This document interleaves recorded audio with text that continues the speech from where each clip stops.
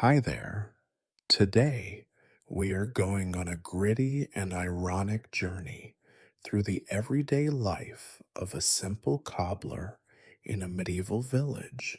No gloss, no romance, no illusions. This is not a story about heroes or great deeds. It is a story about survival and the small joys that pierce through a life full of hardship. But before you settle in, make sure to hit the like button, subscribe to the channel, and let me know in the comments where you're watching from and what time it is for you. I'm always curious to see who's joining us. Now get comfortable. We're about to begin. You wake up when the cold has already crept under your thin, lice infested blanket, and your dreams have been chased away by the wheezing cough of your wife and the persistent, shrill cries of a distant rooster, which, for some reason, has chosen this particular dawn to test the limits of its vocal cords. You are not sure if you have slept at all or if you have simply lain there, eyes closed, waiting for the inevitability of another day to swallow you whole. You certainly do not feel rested.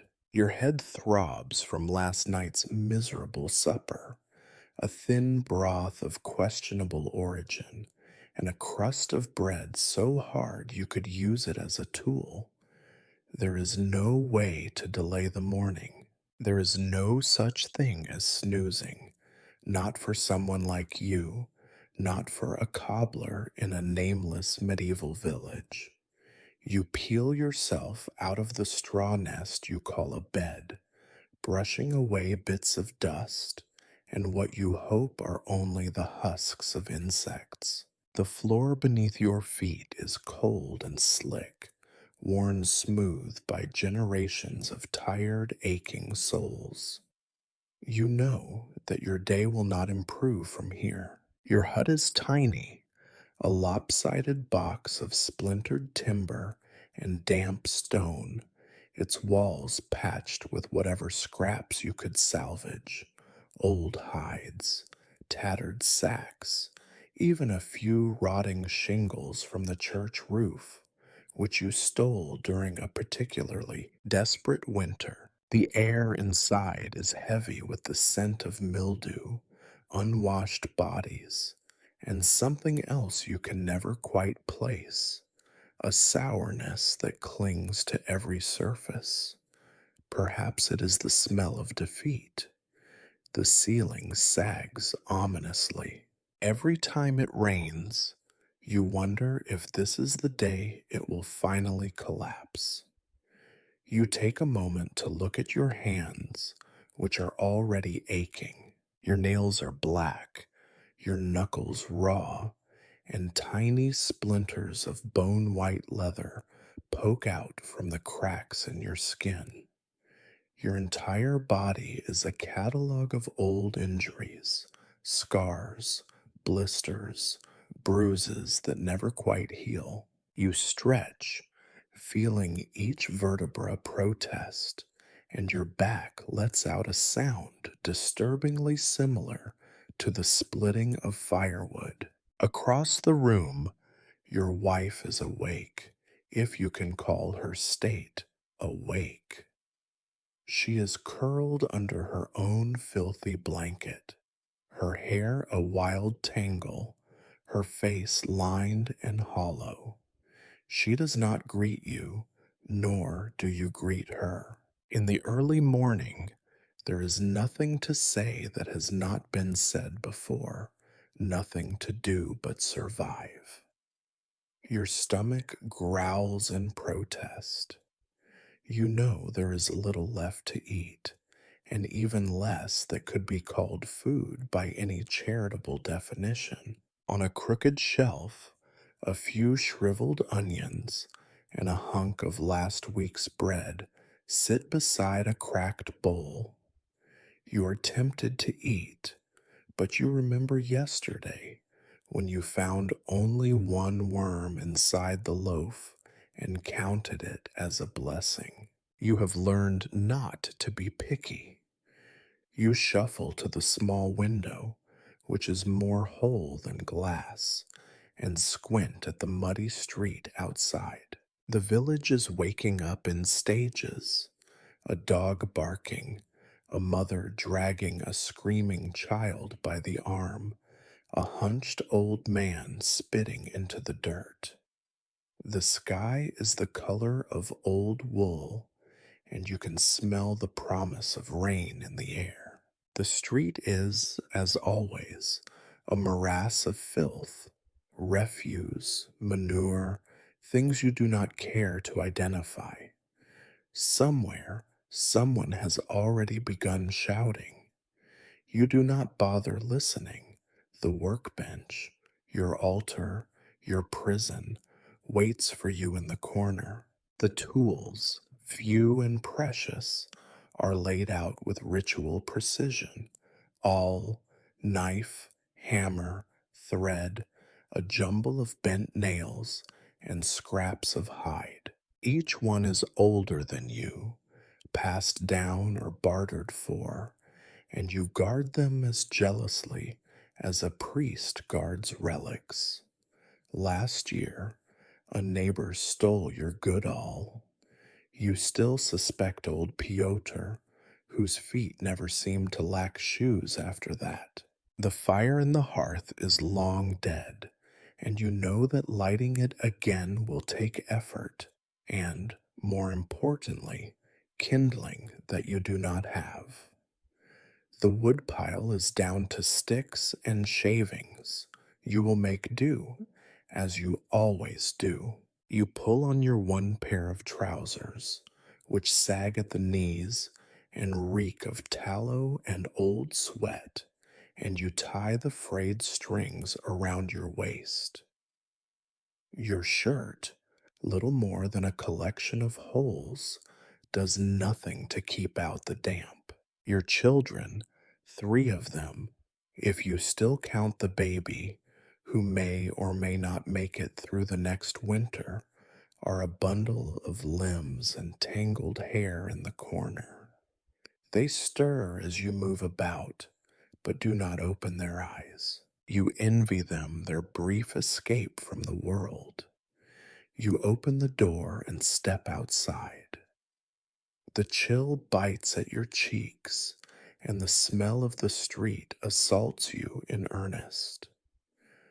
The village never truly sleeps. Somewhere a pig squeals. Somewhere a fight breaks out over a crust of bread. But none of this is your concern. You have shoes to repair, boots to patch, soles to stitch for customers who pay you with eggs, with onions, with empty promises. You return to your bench and settle in. The day begins as it always does, with pain, hunger, and the slow, grinding work that keeps you alive. There will be no change, no respite, no miracle. There is only the leather beneath your hands, the ache in your bones, and the knowledge that, if you are lucky, you might survive another day. Welcome to your morning, cobbler. Welcome to another page in the endless gray ledger of your life. You think, briefly, about running away. You always do in the first moments of the morning when the world has not yet forced its full weight onto your shoulders. You imagine a life somewhere far from this village, a place where your hands are not stained with glue, where your back does not throb, where your nose is not constantly assaulted by the scent of rotting flesh and unwashed humanity. But you are a cobbler, and cobblers do not run. They shuffle, they limp, they patch, and they endure. The house is not a house. Not really. It is more a collection of broken dreams propped up with splinters and mud. The walls weep with damp, and somewhere inside the ceiling, you can hear the mice conducting their morning council. Your wife is already awake now, propped against the wall, staring at you with that look that says she blames you for everything, from the state of your shoes to the death of her favorite chicken last spring. There is nothing you can do to change her mind. You simply nod and turn away, as you always do. Your first task is the fire. The hearth gapes at you, black mouthed and empty, filled only with cold ashes and the memory of warmer days. You crouch and scrape together a meager pile of shavings and twigs, fingers trembling with hunger and the onset of another endless day. You strike the flint once, twice, 3 times, until at last a spark catches and smoke drifts lazily upward, stinging your eyes and filling the room with a smell that is almost, but not quite, comforting. There is no real warmth, only the illusion of it. You reach for a battered pot, the handle worn smooth by years of desperate hands, and fill it with water from the bucket by the door. The water is cold and gritty. You pretend not to notice the flecks of dirt that float on the surface. You set the pot over the fire and wait, listening to your stomach groan in protest. Breakfast, if it comes, will be an event. For now you have chores, the tools must be cleaned. You run your thumb over the blade of your knife, testing its edge. Dull as always. You wipe it on your trousers, then glance at the other implements. Awl, hammer, bristle, thread. Each one is a relic, older than you, older than the memory of hope. You lay them out on the bench, reverently, as though preparing an altar for a forgotten god. The floor is a battlefield of detritus, bits of leather, splinters, the odd chicken bone, unidentifiable lumps that may once have been food or may simply be the refuse of despair. You sweep it all into a corner, knowing the mice will be along soon to claim their share. In the process, you disturb a nest of beetles, which scatter into the darkness.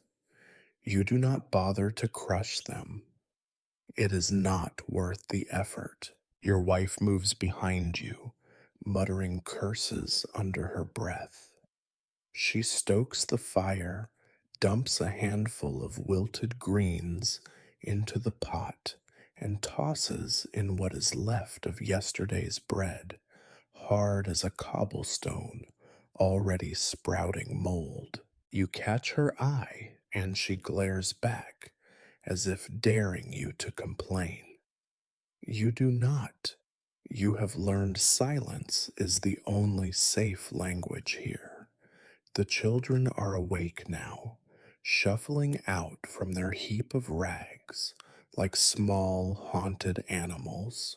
Their hair is matted, their faces pale, their eyes already ringed with exhaustion. They jostle and bicker over the crust of bread, each trying to snatch a piece before the others. Your oldest, barely more than a child herself, tries to maintain order, but her efforts are feeble. Hunger is a stronger master than any parent. You take a mental tally of what needs to be done. The floor must be swept, the refuse carted outside, the bucket emptied and refilled at the well, a task you dread, for the well is as likely to yield a dead rat as clean water. The chamber pot, nearly full, sits accusingly in the corner. It is your youngest's job to empty it, but today he whines and clings to his mother's skirt. So you take the pot yourself, carrying it out to the pit behind the house, where the stench nearly makes you retch. You dump the contents, mutter a quick, useless prayer, and return inside, wiping your hands on your trousers.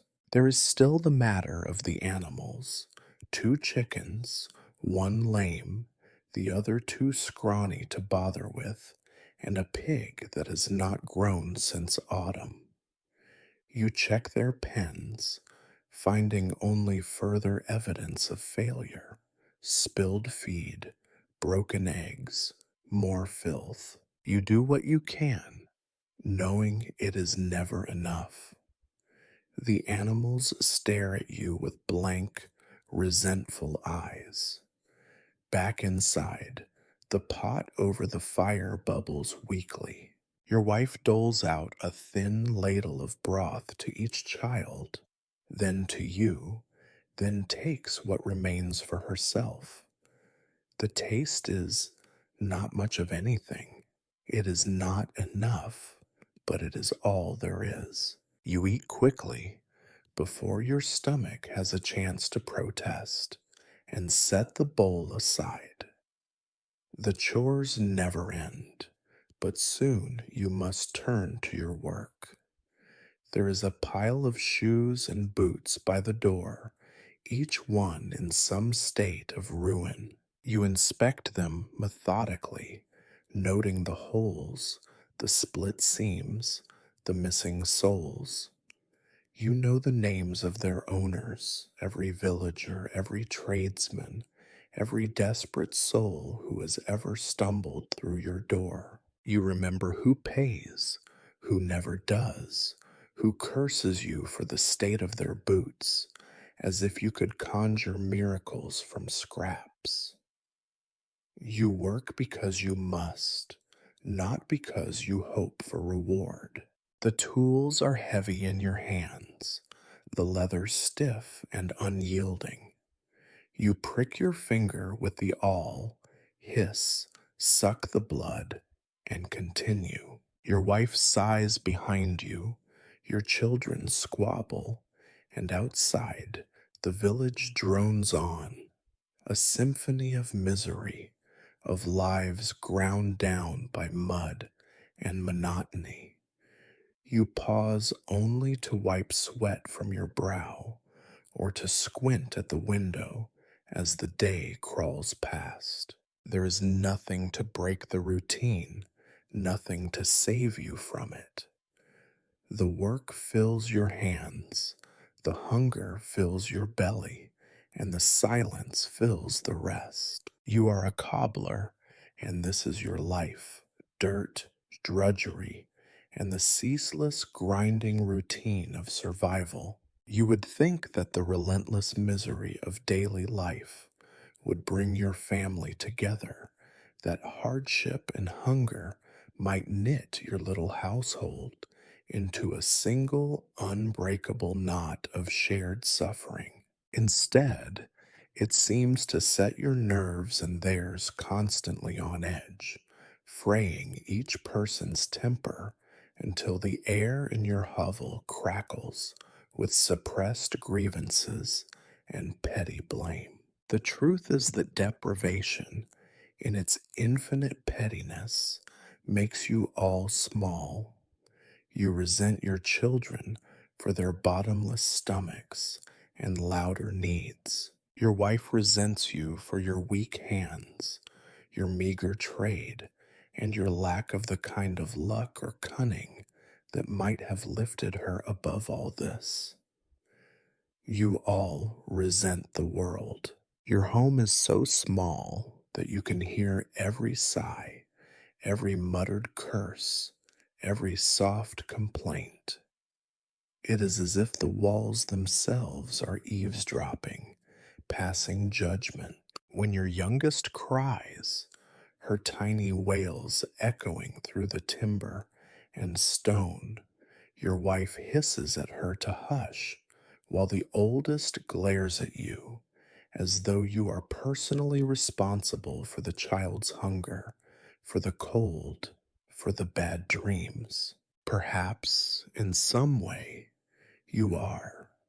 You step outside, bowl in hand, supposedly to check the weather, but really to escape for a moment. The village is awake, though to call it lively would be a grave misunderstanding. It is simply moving, women slopping buckets through the mud, children squabbling over sticks, an old man limping after his last surviving goat. The air is thick with smoke and the bitter tang of unwashed bodies. You recognize the scent immediately. It is the smell of your own life, multiplied by a dozen hovels just like yours, each one a small, private hell. A neighbor, Magda, leans on her doorway, her arms crossed beneath her sagging breasts. She has 6 children, at least you think it is 6, perhaps 7. It is hard to keep track, and a face as pinched as your own. She eyes you, then sniffs. So, cobbler, you fixing shoes or just loafing about this morning? She calls, her voice sharp as vinegar. You force a smile, one that you hope passes for neighborly, and nod. Always working, you reply, though your hands are empty and your heart is heavier than your workbench. She mutters something under her breath about lazy men, then turns her attention to her brood, who are currently engaged in a shrieking battle over a piece of turnip. You do not envy her. No one in this place has enough to spare for envy, only for a kind of cold, communal disdain. On the way back to your own door, you are intercepted by Piotr, a man whose face is half hidden beneath a tangled beard, whose breath already smells of rot gut despite the hour. He squints at you, his eyes red rimmed and suspicious. My boots, he growls, said you would have them mended by now. You remember his boots. They were little more than rags, wrapped around feet, swollen with chilblains and filth. You also remember that the last time Piotr paid you in anything, it was with a promise and a handful of dried beans that turned out to be riddled with weevils. They're nearly done, you say, lying as smoothly as you can manage. We'll bring them this evening. He grunts, stares for a moment longer, and then shuffles off, scratching at a sore on his cheek. You wonder, idly, if you will be forced to chase him down for payment again, or if you will simply write it off as another debt never to be paid. Inside, the atmosphere is no better. Your wife is scolding the children, her voice rising and falling in the way it always does before someone starts to cry in earnest. She is trying to stretch the morning's meal into something that looks like a plan for the day, but there is not enough of anything. Not enough food, not enough patience, not enough hope. You watch your oldest daughter, barely 12 years old, struggle to braid her hair while keeping an eye on her siblings. Her hands are nimble, but her face is solemn. You see the future in her eyes, a slow, grinding descent into the same life you lead, perhaps a little worse, because the world always finds new ways to press harder on the weak. She catches you watching and looks away, ashamed or angry. You are never sure which. The day wears on. From the street, voices drift in. The sharp cry of the baker hawking his stale loaves, the muttered curses of the cooper as he repairs a leaky barrel, the far off sound of the church bell tolling for a funeral. It seems there is always a funeral. Your neighbor's child appears at the door, filthy and snot nosed, clutching a scrap of leather. Me ma'am says, "Can you fix my shoe?"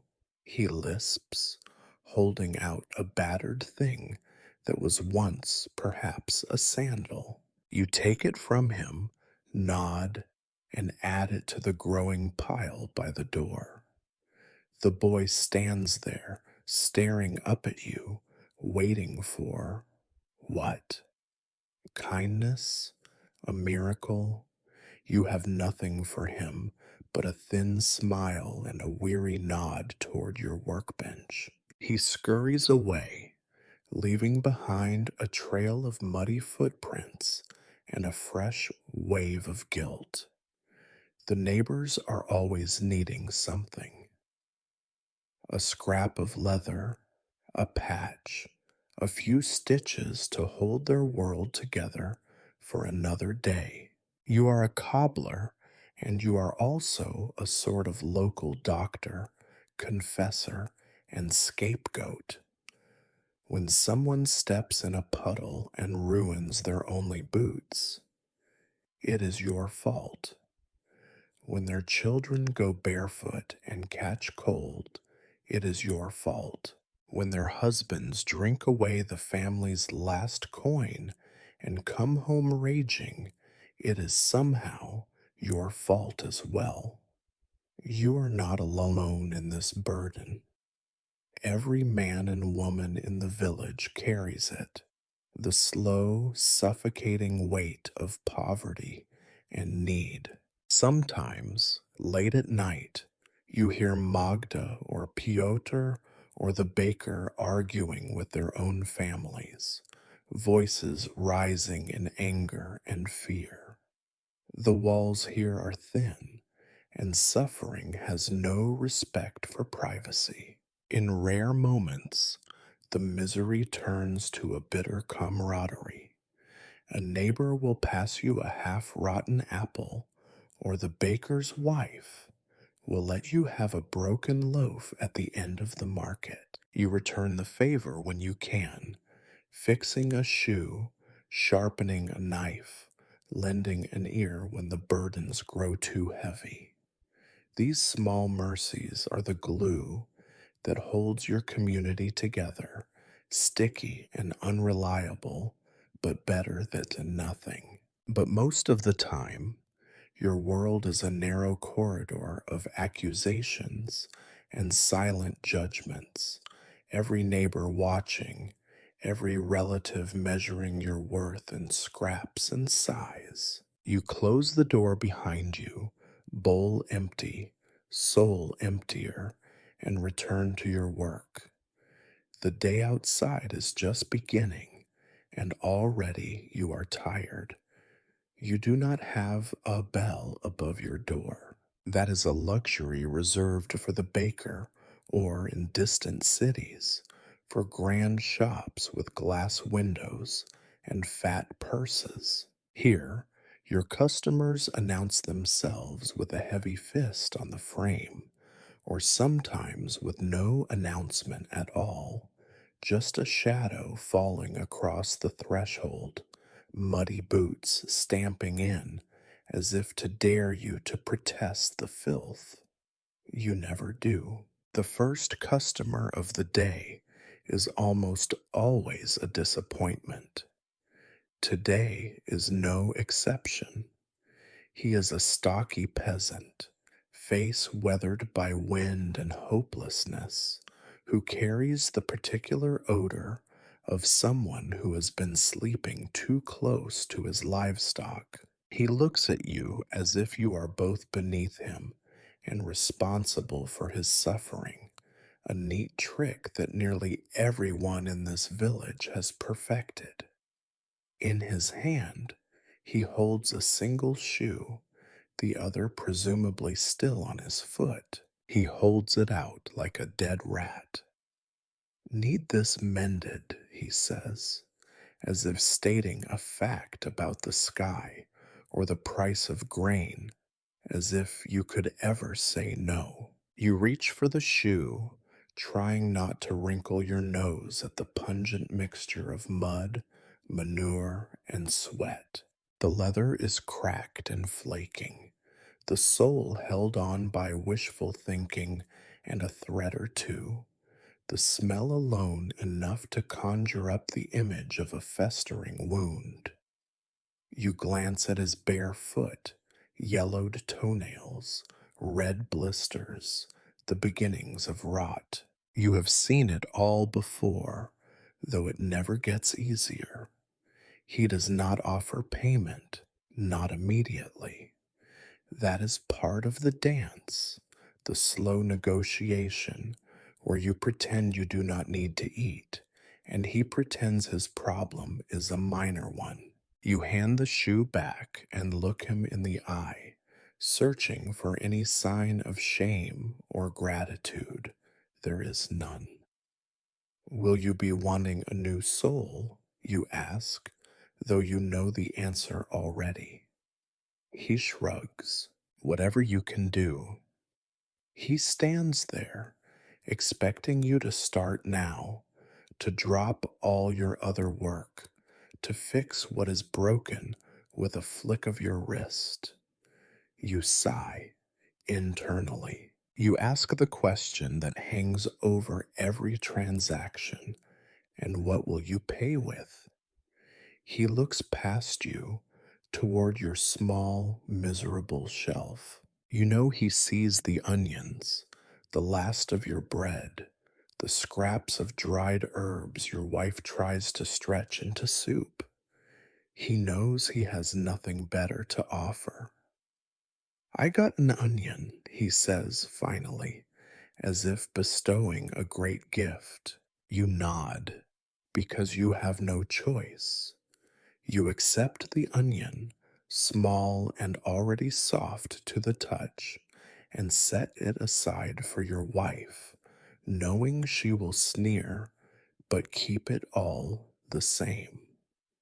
It is, at least, not another empty promise. You sit at your bench, the man standing over you, watching your hands with the intensity of someone convinced you are about to ruin the only thing he owns. You turn the shoe over and over, prodding the holes, flexing the leather, judging how long it will last before the whole thing falls apart. You do not need to be a cobbler to know the answer. Not long. You reach for your tools, the dull knife, the needle threaded with coarse linen, the awl that bites your palm no matter how carefully you hold it. You begin the work, your hands moving automatically, the muscles remembering what your mind wishes it could forget. The man shifts from foot to foot, scratching at his ankle. You ignore the itching you feel just from looking at him. You pry off what remains of the old soul. The stench rises, sharp and immediate, as though the shoe itself has been fermenting in a cellar. You scrape out the dirt and find, to your lack of surprise, a layer of greenish mold. You think about saying something, then think better of it. You have learned not to insult the shoes or the feet that fill them. That way lies trouble. The stitching takes time. Your thread snags on old holes. The needle pushes through with difficulty. Every so often, you have to stop and flex your fingers, trying to bring feeling back to numbed joints. The man does not offer to help, nor does he thank you. He simply watches, breathing through his mouth, as if the whole thing is an ordeal forced upon him by fate, rather than the consequence of years of trudging through mud and misery. At last, you are done. You hold the shoe up, examining your work, and feel a pang of pride that surprises you. The stitching is straight enough. The patch will hold for a few weeks, perhaps, if the gods are kind. You hand the shoe back, careful not to let your fingers linger. He grunts, pulls the shoe on, and tests it with a few stomps. For a moment, you think he might say thank you. He does not. Instead, he says, "Next time, use better leather. My feet are killing me." You swallow the retort that burns on your tongue. Better leather costs money, and money is as rare in this village as hope. You nod, mute, and watch as he lumbers out, leaving a trail of mud and disappointment in his wake. You sit there, the onion now yours, and realize you are hungry enough to eat it raw. Your wife will have other ideas, so you tuck it away and reach for the next shoe, the next broken thing that only you can fix. There is no time to rest. As soon as one customer leaves, another arrives. An old woman, a child, a toothless beggar with a pair of wooden clogs, and a story about how he lost his last pair in the river. Each of them expects miracles, and each pays with what they have: a single egg, a pinch of salt, the promise of work that will never be done. You patch, you stitch, you sew. You pretend not to notice the sores, the missing toes, the way the feet you serve are always colder, more ragged, more hopeless than the day before.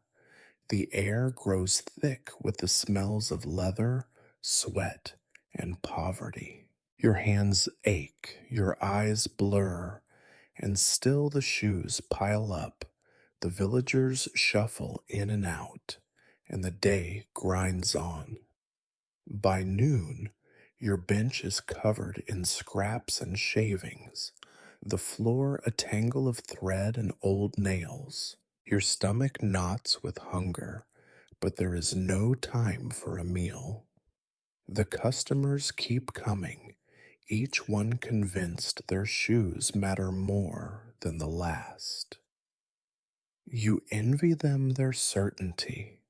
You envy them anything at all. Somewhere outside, a dog barks, a child screams, and the world keeps turning, indifferent to your pain, your hunger, your skill. This is your reward: a handful of onions, a cracked egg, a few bitter words, and the knowledge that tomorrow there will be more shoes, more feet, more of the same.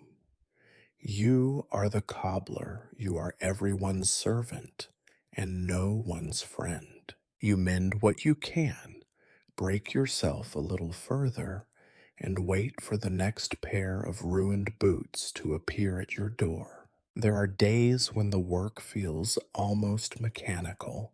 Your hands move, your mind drifts, and for a little while, you can almost pretend that you are not living at the bottom of the world's barrel. Today is not one of those days. Today, each step of the work grates against your nerves like sandpaper, and every shoe is heavier, more broken, and more hopeless than the last.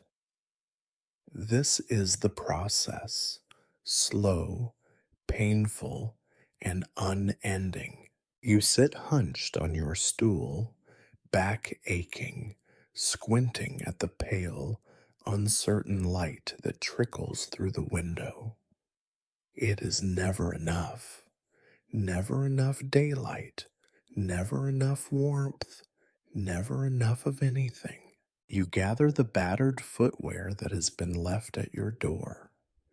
There are shoes with split soles, boots with missing heels, slippers so thin they are barely more than a memory of cloth and leather. You know the stories behind them. The fisherman's wife who cannot afford a new pair, the blacksmith's apprentice who walks 20 miles a week and pays with a cracked tooth for your trouble, the local priest who expects miracles and offers only sermons in return. You start with the easiest, a child's shoe, the leather still soft despite the hole at the toe. You turn it over in your hands, examining the stitching, the worn places, the stains of mud and old blood. You reach for your tools, awl, hammer, thread, knife, and begin. The process is always the same. Cut away the rotted bits, patch the holes, restitch the seams, hammer the sole into something that might survive another week. Your fingers are numb from cold and overwork, but you keep moving. Sometimes the work is dangerous. You slip with the knife, slicing your thumb open. The blood wells up, bright red against the dark leather. You curse under your breath, wrap your hand in a filthy rag, and continue. There is no time for pain, and there are no clean rags. Your hands bear the scars of a lifetime spent mending what others have broken. You have lost count of the times you have jabbed yourself with the awl or hammered your own finger instead of a nail. Your back aches from bending over the bench. Your shoulders scream, but you do not stop.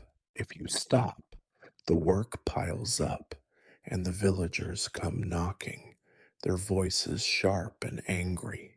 Where are my boots? You said yesterday. What am I to wear?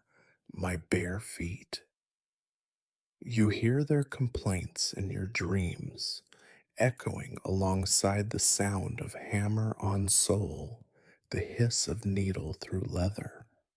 You take pride, of a sort, in your work. You can mend a shoe so that it lasts a little longer, patch a boot so the water does not seep in quite as quickly. But you know that you are only delaying the inevitable. Nothing lasts here. The mud, the rain, the endless miles, and the careless owners will destroy all your work in the end. But for a moment, in your hands, a ruined shoe becomes something useful again. It is a small victory, but you take what you can get. The light shifts, and you realize how much of the morning has already been eaten by the work. You pause, flex your stiff fingers, and glance at the pile that remains. There are shoes here that cannot be saved, so far gone that even you must admit defeat. You set them aside and hope the owners will not blame you too harshly when they return. Sometimes you work on a new pair of shoes. These are rare commissions, often for the wealthier villagers, if anyone here could be called wealthy. They want something finer, something to show off at church or on market day. You save your best scraps for these, the few pieces of leather that are not riddled with holes or stained beyond repair. You cut, you shape, you stitch with extra care, knowing that these shoes might bring you a few coins instead of onions or curses. But even here, disappointment lurks. The leather is never quite enough, the color never quite matches, and the customer is always dissatisfied. Too tight, they complain. Too loose. The stitching is crooked. The sole is thin. You nod and apologize, promising to do better next time. The work is dirty. The glue you use stinks, a mixture of boiled hooves and mystery ingredients. It clings to your hands, your clothes, your very soul. Sometimes it gets in your mouth, leaving a bitter taste that will not wash away. The scraps of leather pile up around your feet. The shavings and threads swirl in the drafts. Your workshop is never clean. You sweep once a week, maybe, but there is always more dirt, more dust, more of everything you do not want. There are times when you must work outside, especially when the sun is shining. You drag your bench to the patch of mud you call a yard, set up your tools, and endure the stares of neighbors passing by. They watch you work, sometimes asking questions, sometimes simply judging. You are part of the scenery here, a man hunched over, muttering to himself, surrounded by the broken shoes of the world. Your children sometimes try to help. The oldest, careful and quiet, holds the thread or brings you nails. The youngest only gets in the way, tripping over your feet, scattering scraps. Your wife nags you to work faster, to do better, to somehow conjure shoes from nothing but air and hope. You do not answer. You have learned that nothing you say will satisfy her. You work until your eyes ache, until your hands tremble, until the pile of shoes is a little smaller. You work because it is all you know, all you can do. The work never ends. It simply pauses, waiting for you to gather the strength to begin again. By midday, you are exhausted, hungry, and irritable. You long for rest, for a meal, for a world where shoes are not at always falling apart, and your hands are not at always raw and bleeding. But you know better. You wipe your hands on your trousers, stand, and look at the mess you have made. This is your life, cobbler. This is your craft. You mend what can be mended, break yourself in the process, and prepare for the next broken thing that needs your touch. Leather is the heart of your trade, the one thing you cannot do without. But, of course, in this village, good leather is a myth, a story for the children, something you dream about when you are feeling especially foolish or feverish. What you have instead are scraps and cast offs, pieces salvaged from dead cattle, discarded by the tanner, scavenged from boots so old they might as well be fossils. Sometimes you wake up with the taste of hide in your mouth and the stench of rot in your nostrils. Sometimes you wish you had chosen a different trade, one that does not depend so much on the slow decay of animal flesh. Your supply is always running low. You keep your best pieces locked away in a wooden box under the bench, hidden from your children, and more importantly, from your neighbors. Leather theft is not just a possibility here, It is practically a tradition. Once you caught the blacksmith's boy trying to slip away with a strip of calfskin, and it took days before your wife stopped hissing about the loss. Most of what you get is almost unusable.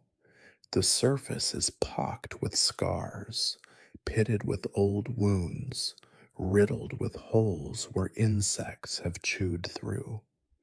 Some pieces are so stiff you might as well be working with bark. Others are soft, but not in a good way.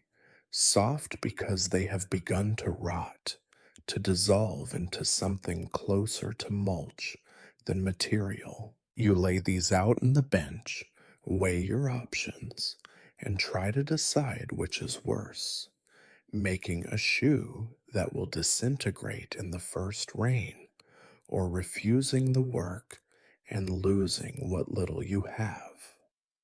Then there is the smell. Fresh leather, real city leather, has a scent that is deep and dark and almost clean.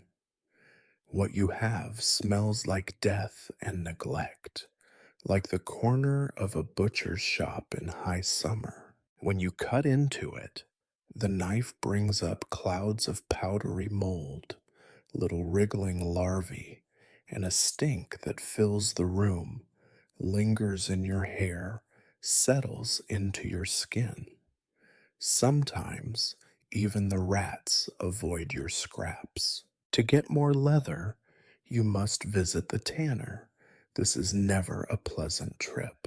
The tannery squats at the edge of the village, next to the stream, so the waste can flow away, though away is a relative term, since the stream just carries it past the other hovels and into the fields where you grow what you optimistically call crops. The air around the tannery is so thick with chemicals and rot that it makes your eyes water and your throat close.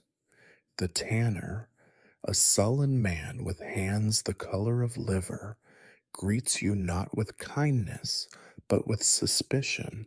"What do you want, cobbler?" he grumbles, eyeing you as if you might steal the shirt off his back. You try to smile, try to sound as if you are just here on ordinary business. "A few scraps, if you have them. Anything decent." He snorts. "Nothing's decent. You want the barrel stuff or the pile?"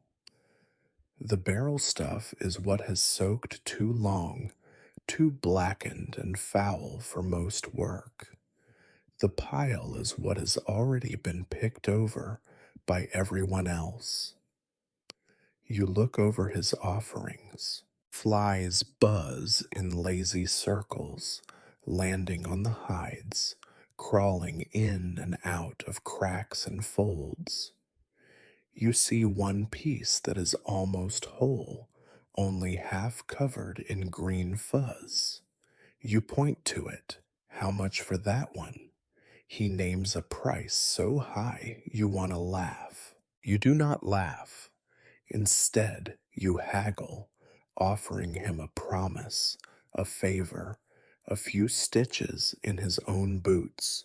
Eventually, you trade him one of your wife's loaves, bread she will curse you for giving away, for a handful of scraps and the half-rotten piece you hope to salvage.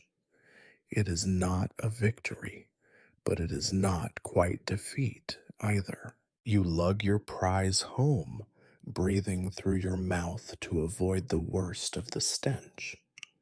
You spread the leather out on the bench, scrape away the slime and rot with your knife, and cut around the worst spots. Sometimes you find worms, fat and wriggling, and toss them into the fire. Sometimes you wonder if you should eat them just for a change. When you try to shape the leather, it resists. The knife catches on the tough spots, slides through the thin ones. Your hands ache from the effort. Your fingers grow slippery with sweat. If the leather splits, you curse and start again, wasting precious material. If it holds, you stitch it into place, hoping no one will notice the patches and scars. You know, of course, that they always do. Sometimes you try to soften the leather by soaking it in water, but the water here is nearly as foul as the leather itself. You soak it overnight, only to find it just as stiff in the morning, or else riddled with new growth, tiny mushrooms sprouting in the cracks. You scrape them off and carry on. There is no time for perfection. Once in a while, you hear tales of foreign merchants bringing fine hides from distant cities. You dream of calf skin as smooth as butter, pig skin tough and flexible, goat leather that does not stink of death. But these are fairy tales for the likes of you. If a merchant ever came through your village, you would not have enough coin to buy a single scrap. All you can do is make do. Even the tools you use suffer. The awl dulls quickly against the hard patches, the knife needs constant sharpening, and the thread snaps if you pull too hard. You keep everything as sharp as you can, but there are days when you feel as if you are trying to sew stones together with a chicken bone. Your fingers are never clean, always sticky with glue, always nicked and scabbed. You think about complaining, but to whom? The villagers do not care what you have to work with, only that their shoes do not leak and their boots last another mile. Your wife tells you to be grateful for what you have. Your children avoid your workbench when you are in one of your darker moods, which, lately, is most of the time. In the end, you patch and stitch, sew and hammer until the pile of leather is smaller and your pile of shoes is only a little less depressing.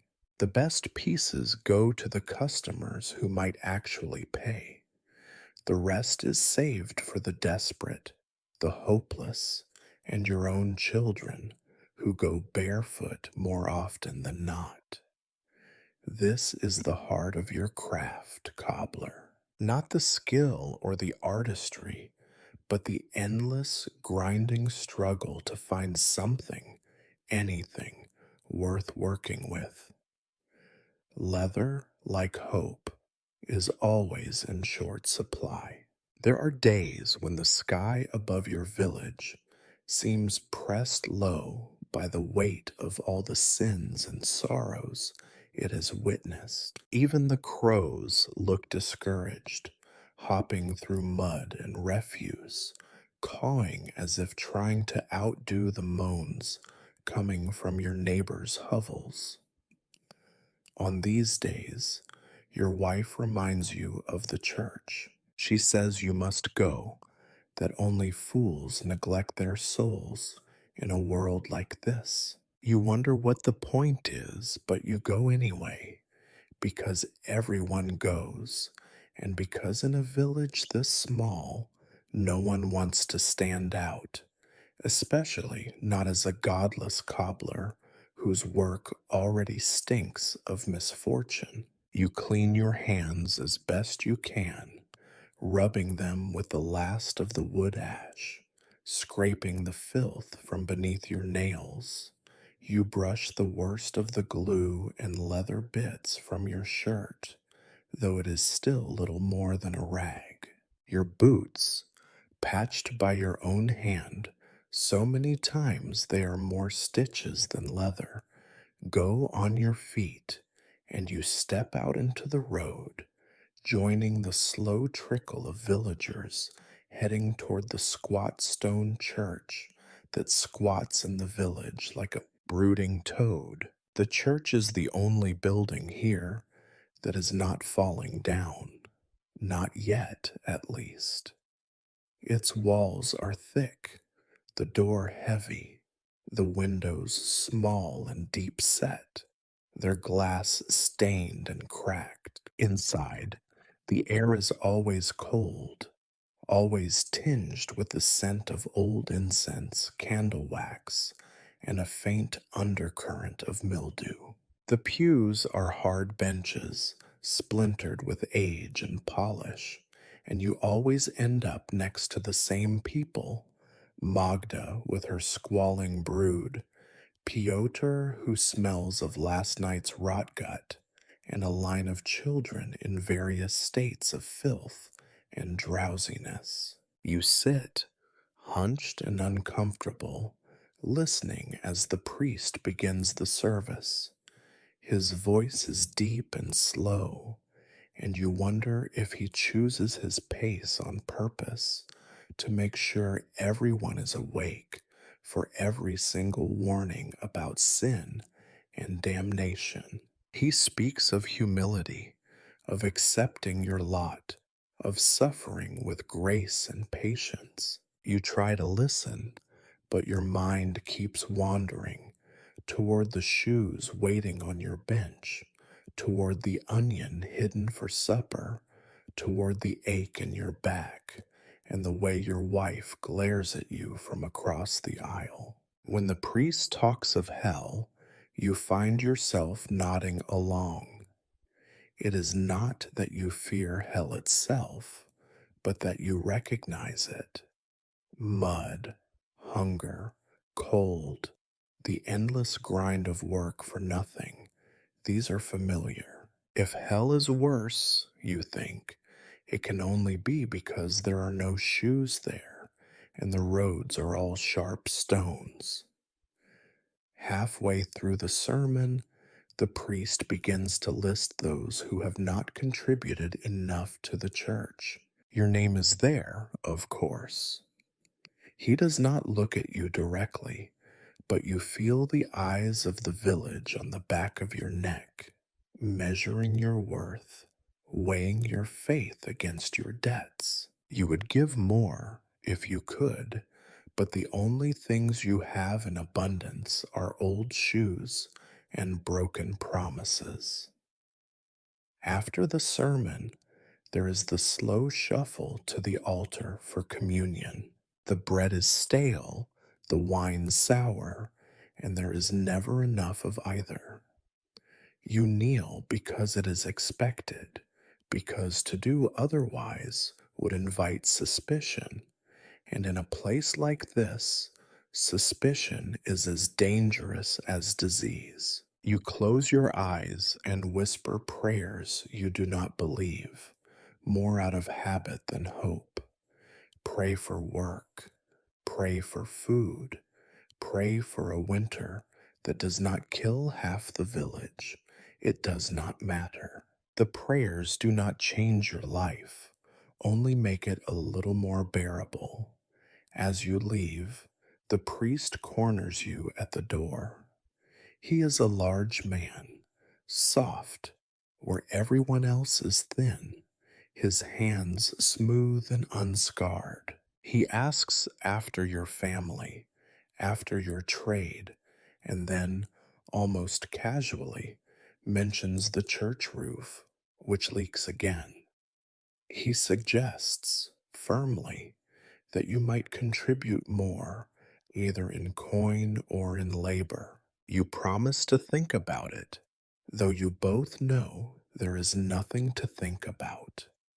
Your work will be worth a few prayers, a little less hellfire in your next sermon, and perhaps a dry place under the eaves when the rain comes sideways. Outside, the villagers mill about, exchanging gossip, complaints, and the latest news about who is sick, who is dying, who has managed to catch a rabbit or find a handful of berries. The church is less a sanctuary than a place to measure your suffering against that of others, to compare miseries, and find yourself wanting.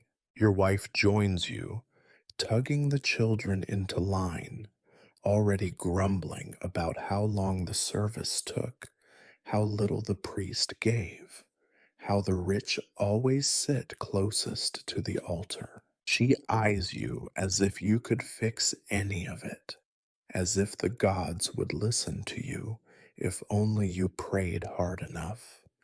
You trudge home, boots squelching in the mud, listening to your neighbors complain about the same things they complained about last week. Someone coughs behind you, a deep, racking sound that does not bode well.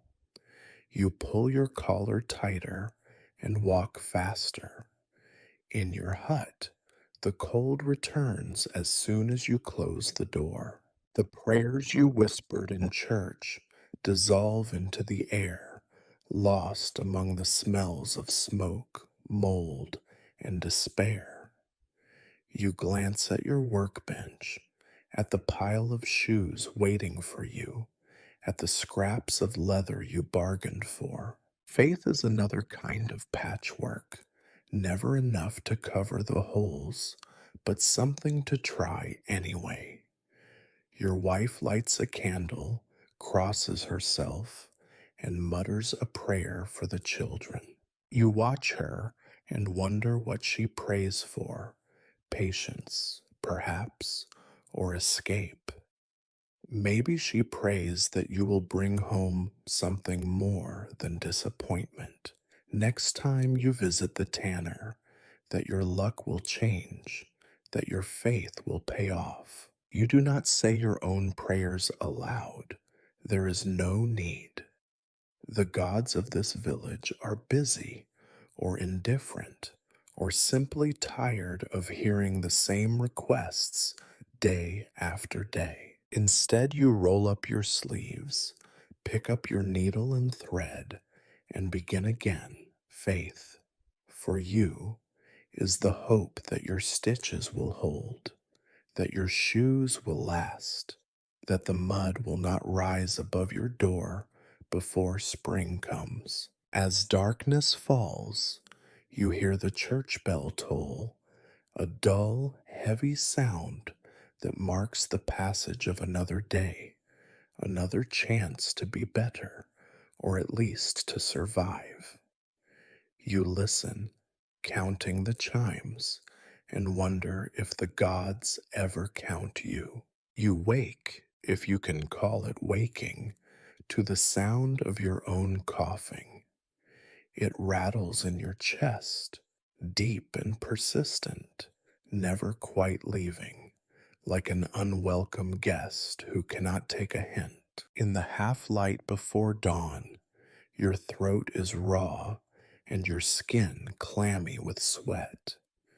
There is a chill in your bones that will not be banished by any fire you could hope to coax from the splinters in your woodpile. The first danger of every day is the day itself, and your body, much like your shoes, shows the scars of a life spent patching over what cannot truly be fixed. You run your tongue over the gap where a tooth once was, prod a scab on your thumb where the awl slipped last week. Feel the roughness of your own palms. These hands are both your tools and your ruin, calloused, cracked, often swollen and red around the knuckles from tiny cuts that never really heal.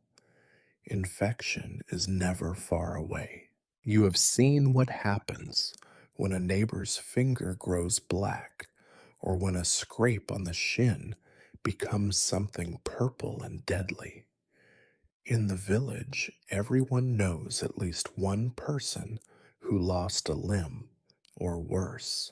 Your children, huddled together for warmth, are pale and thin, coughing and sniffling, their skin marked by old bruises and newer rashes.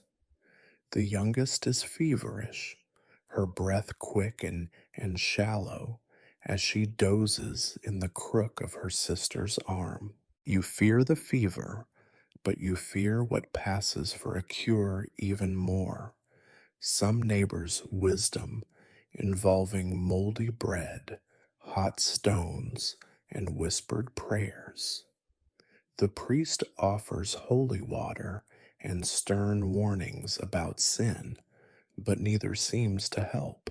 Everywhere, disease lingers in the corners of your home, in the puddles that collect in the street, in the air itself, a heavy, invisible presence. In summer, the flies bring their own brand of torment, swarming over wounds and food alike, spreading sickness with a careless efficiency.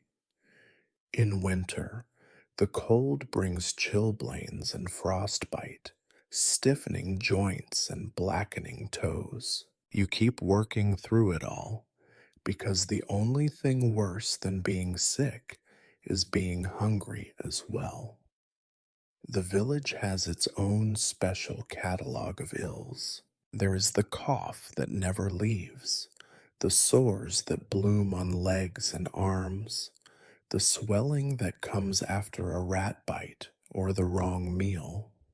Children are always scratching at lice, adults at fleas. When someone takes to their bed, the neighbors start whispering, already calculating how much longer that family might hold on. You remember, with a cold twist in your gut, how fast a fever can sweep through a household, leaving only silence in its wake. Your work offers its own dangers. The tools are never truly clean.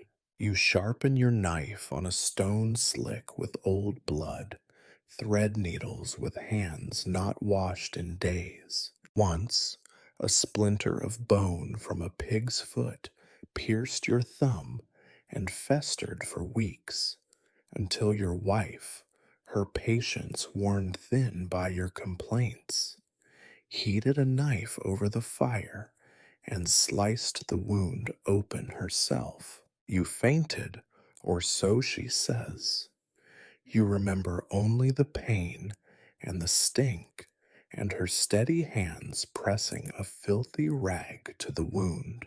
There is always the risk of accidents, a hammer slipping, a knife glancing off the hard leather and into your palm, the awl punching through skin as often as through hide. Every injury is an invitation for something worse. You wrap your wounds in whatever cloth you can spare, hoping not to attract attention from the flies or the neighbors who have their own sores to worry about. But it is not just sickness and injury that haunt your days.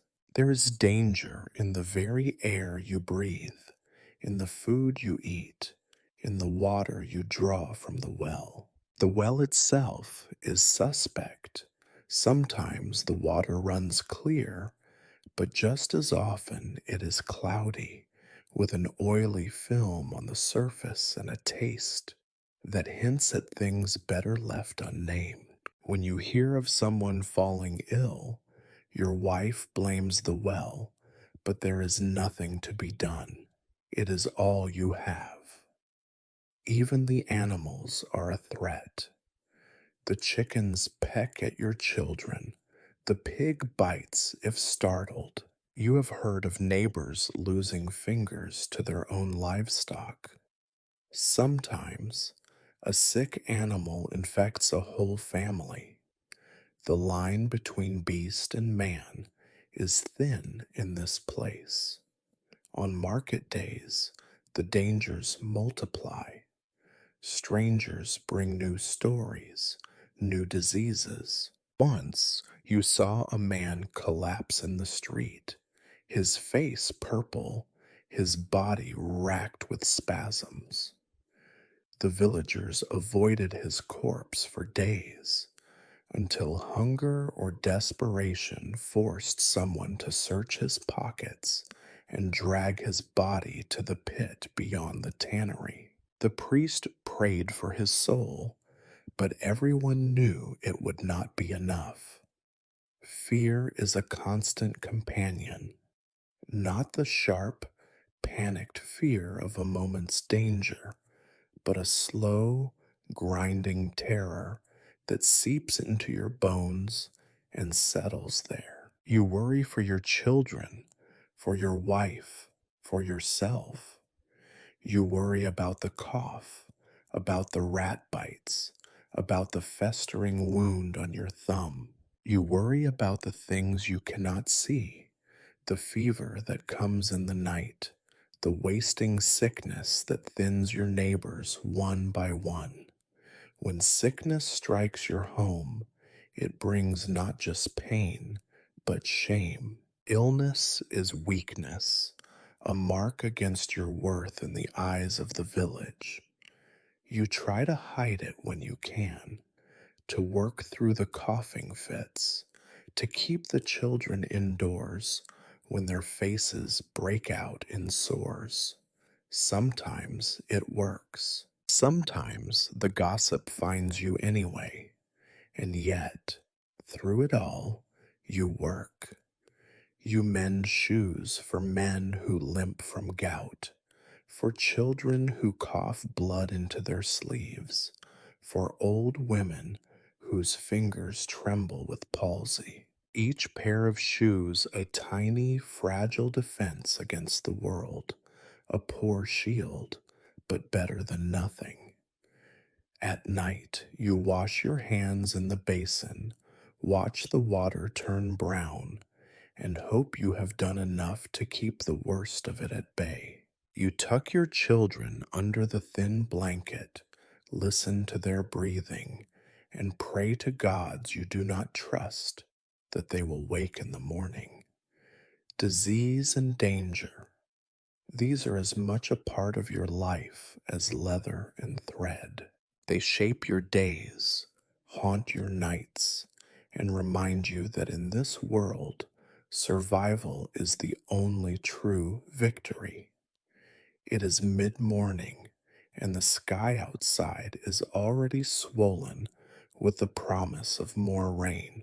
You are stooped over your workbench, patching a hole in a boot so large you can see daylight through it, when you hear the heavy clomp of boots in the mud outside your door. You freeze, needle poised above the leather, and wait, hope fluttering briefly in your chest that perhaps just this once it is not what you fear. But you know those steps, the ponderous arrogance of someone who believes the world and everyone in it owes him something. The village guard is coming. There is only one guard in your village, a man appointed by the Lord in the distant castle, a man whose uniform is little more than a rusty helmet, a battered tunic, and a stick he calls a sword. His name is Bogdan, and he is as much a part of village life as the rats or the mud or the endless toll of church bells. He is not forward so much as endured, the way you endure a toothache or the chill in your bones. But when he raps his knuckles on your door, everyone answers, because to ignore him is to invite trouble, and trouble is the one thing you cannot afford. You open the door. Bogdan stands there, filling the doorway, his face set in a permanent scowl, his eyes darting over your shoulder to the inside of your house. You notice the familiar stink, sweat, old ale, something sharper and more dangerous beneath. His boots are caked in mud, his belt sagging beneath the weight of a club that has seen more use as a threat than as a weapon. Cobbler, he says, as if you might have forgotten who you are, need a word. You step aside, and he enters without waiting for permission. He does not wipe his boots. He does not remove his helmet. He takes up more space than the room allows, glancing around as if calculating what he might take for himself, what might be worth confiscating in the name of the law. Your wife hovers by the hearth, her eyes wary, children pressed close to her skirts. Bogdan looks at them, then at you, and smirks. You know what comes next, the little ritual humiliation that makes up for all the slights he endures from the Lord and the other villagers. You steel yourself and wait. Need my boots fixed, he announces, as if bestowing a royal favor. He pulls them off slowly, with great effort, grunting and cursing under his breath, and tosses them onto your workbench, scattering your tools and unfinished work. You lift one of the boots. It is a monstrosity, the leather cracked, the sole flapping, the inside lined with a layer of grime that sticks to your fingers. The stench is indescribable, a toxic blend of sweat, mildew, and something unidentifiable. You fight the urge to drop it. By tonight, Bogdan says, staring you down, need them for rounds. You nod, because that is all you can do. You do not ask for payment. You have learned better. You do not remind him of the other work you have or the other promises you must keep. Bogdan's needs are always first. Everyone else waits. Your own children go barefoot before he does. He lingers, looking around your house as if expecting to find contraband, stolen chickens, illegal bread, a hidden stash of wine. He picks up a piece of bread from the table, sniffs it, and takes a bite without asking. Your wife's face tightens, but she says nothing. No one says anything. Bogdan swallows, tosses the crust back onto the table, and wipes his mouth on his sleeve. Anything to report? He asks. The question is hollow as his promises to keep the peace. He does not care about crime, only about gossip and tribute. You shake your head. There is nothing to report, unless he wants to hear about the neighbor's sick pig or the fact that your wife has taken to hiding the good onions behind the woodpile. He does not. He shifts his weight, cracks his knuckles, and looks at you again. Lord's man will be coming next week. Wants his boots looked at. Wants 'em new if you can manage it. The implication is clear. The Lord's man will expect new boots for the price of a smile and a threat, and if you fail, Bogdan will make sure you regret it. You nod again. You try not to let your fear show. A new pair of boots is more leather than you have seen in months, more thread, more time. You do not have the materials, but you will find them somehow. You always do. Bogdan gives the room one last slow scan, then grunts and makes for the door. See, they're done, he says, and is gone, leaving the air in your home heavier and the mud from his boots tracked across your floor. You stand in silence, the ruined boots on your bench, the taste of humiliation in your mouth. Your wife says nothing, just begins cleaning up the crumbs. The children watch you, their eyes wide, and you know they have learned a lesson you never wanted to teach. In this world, strength does not come from being good or useful or hardworking, but from having power over someone else. You set to work on Bogdan's boots, forcing your hands to be steady, your anger to be quiet. You patch and stitch, scrape away the worst of the filth, hammer new nails into old leather. You do your best, knowing it will never be enough, knowing that he will find something to complain about anyway. The club at his belt is never far from your mind.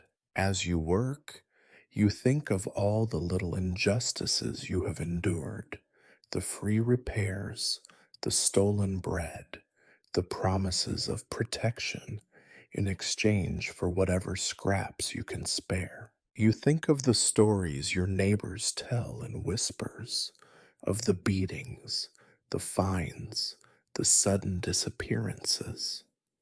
You wonder how much longer you can live like this. By the time you finish, your hands ache and your back is stiff, but you have done it. The boots look almost respectable, though you know they will not last. Nothing here does. You set them aside and wait for Bogdan to return, knowing he will not thank you, knowing he will leave you poorer than when he arrived. When he comes for them, he barely glances at your work. He puts the boots on, stamps his feet, and grunts in vague approval. Then he tosses you a copper, bent, nearly worthless, and tells you to keep quiet about it. You do. You always do. He leaves, and the house seems a little lighter, the air a little easier to breathe. You watch him go, shoulders squared, helmet askew, as he strides through the mud, convinced he is the master of this tiny world. You wonder what it is like to feel that sure of yourself, to move through life without fear or hunger. You do not have the answer.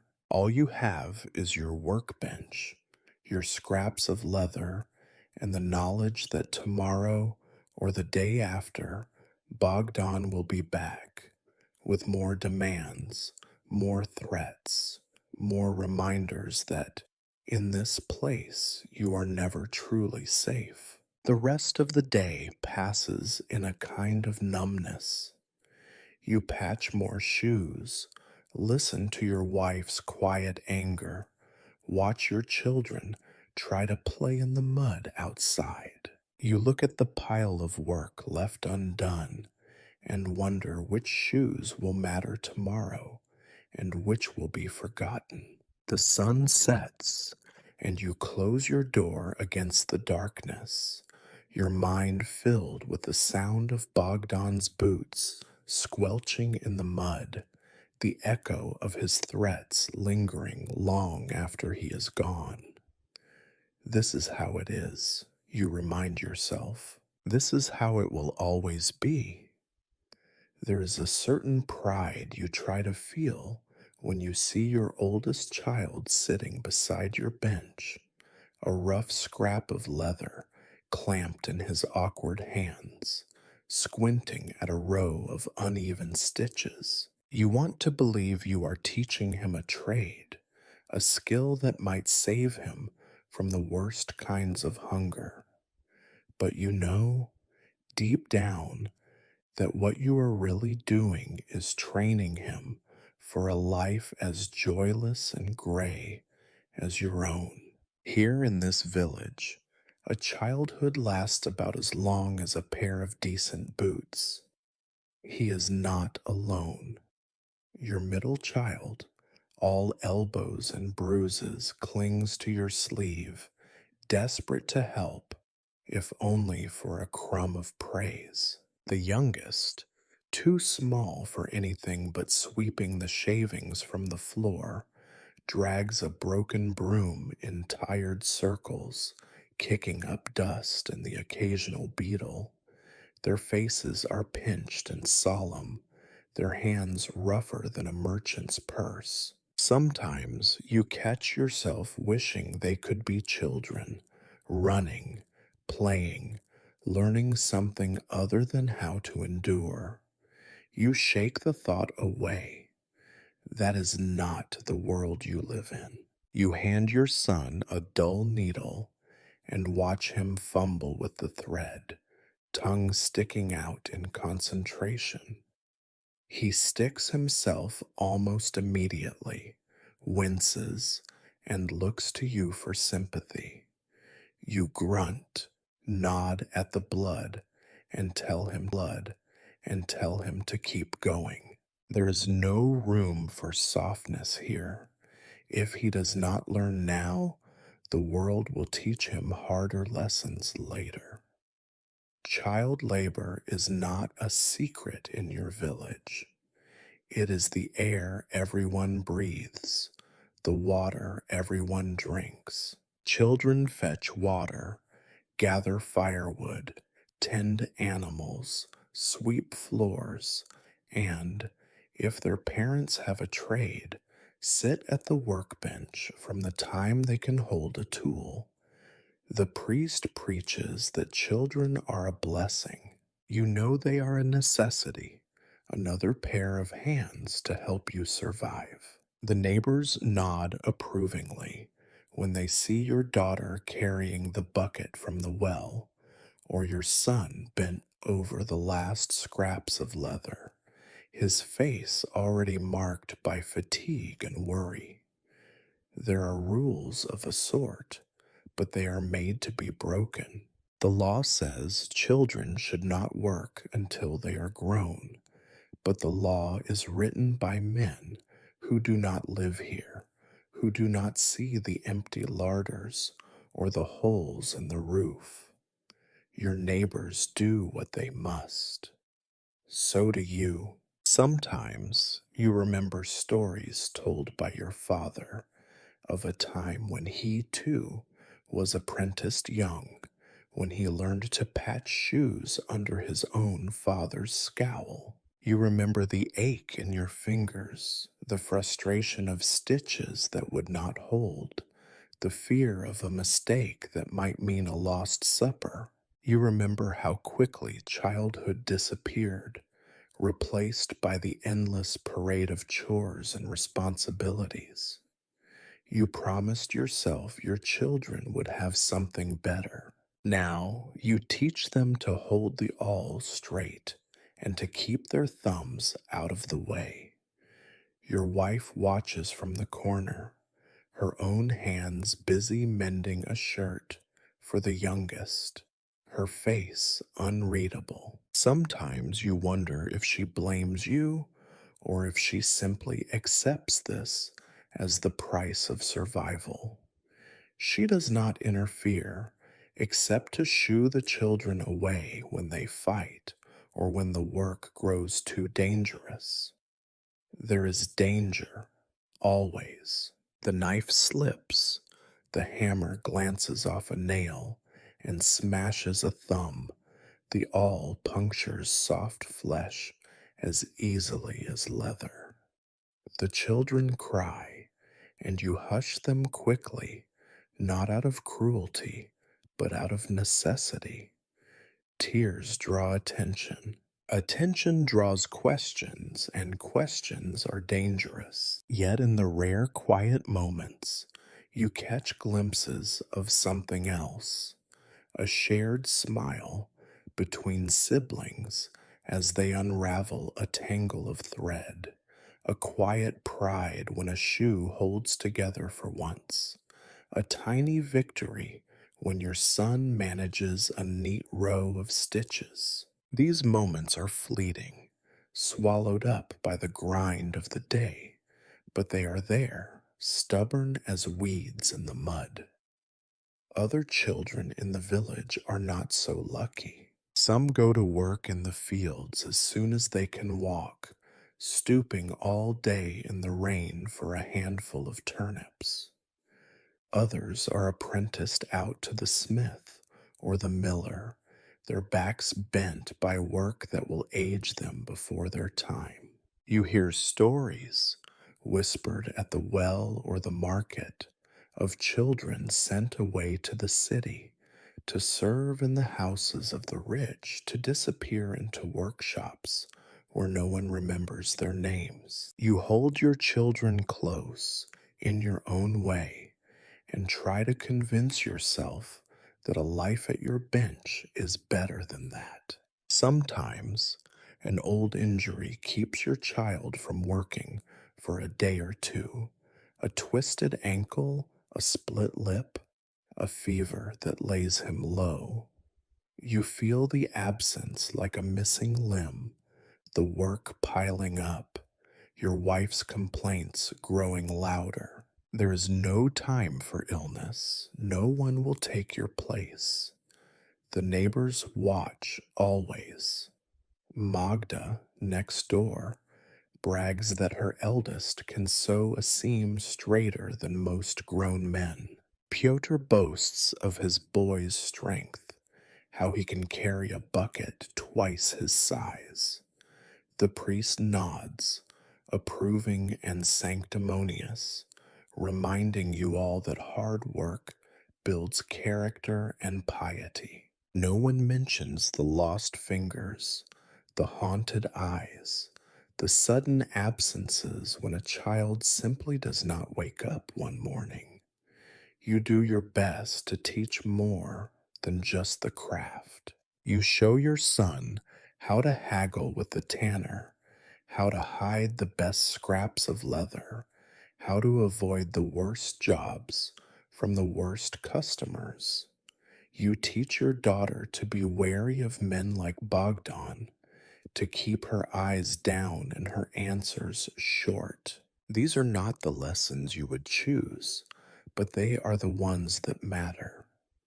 At the end of the day, your children's hands are stained with glue, their faces smeared with dirt. You wash them as best you can, watching as the water turns brown and then black.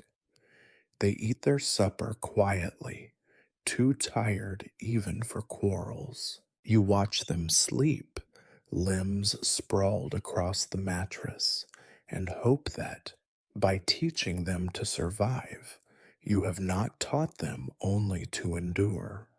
Child labor, they say, is the backbone of the village. You know better. It is the price of survival, the inheritance you wish you could refuse, but cannot. In this world, childhood is a brief and battered thing, lost beneath the weight of a needle, a hammer, and a world that asks too much from hands too small. Lunchtime is less an event and more a moment of collective disappointment, an intermission in the ongoing theater of want. You do not mark the hour by the sun, but by the hollow feeling in your stomach, a hunger that rises like the tide and never quite recedes. For your family, lunch is a ritual, a brief pause in the day, observed as grimly and with as little ceremony as a funeral. No one expects a feast. Most days, you do not even expect to be satisfied.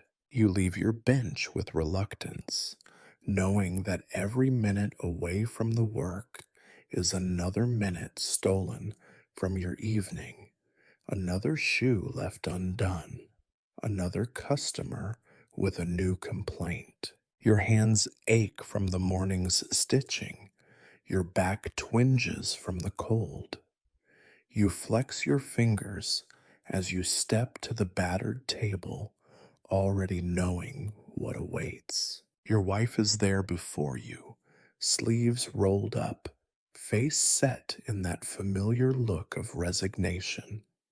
She stands over the pot, prodding its meager contents with a wooden spoon worn to a nub. The smell that drifts from it is not unpleasant. On a good day, it is a thin aroma of onions, wild greens, and whatever else could be gathered or bartered. More often, it is the bland scent of boiled water, seasoned with hope. The children gather, silent and hollow eyed, each clutching a cracked bowl or the stub of a spoon. They wait without speaking, as if the act of hoping too much might make the food disappear altogether. You watch your youngest fidget, the bones of her wrists showing sharp beneath her skin, and you remember a time, years ago it feels, when you could sometimes provide more. That memory tastes as bitter as any root boiled in the pot. There is no bread today. The last crust was eaten at breakfast, and flour is as scarce as laughter in your home. Your wife scrapes the sides of the pot, pours a cloudy ladleful into each bowl, careful to divide it evenly. You receive yours last, a few wilted leaves floating in a broth thin enough to see the bottom. No one complains. Complaints are as useless as prayers here. You eat in silence, swallowing quickly, forcing the watery meal down before your stomach realizes how little it is receiving. You do not look at your wife, nor she at you. You both know there is not enough, and that the real feast will come only in your dreams. The children scrape their bowls clean, then lick their fingers, searching for a taste that is not there. Afterwards, your wife collects the bowls, her hands moving with tired efficiency. She saves the scraps, if there are any, for the chickens or the pig. Nothing is wasted. Even the wash water will be poured on the compost heap, where it might, by some small miracle, help a few weeds grow come spring. Once, you recall, lunch meant more than this. On feast days, rare as a warm winter, there might be a bit of cheese, a knob of sausage, even a stolen apple or a slice of honeycomb.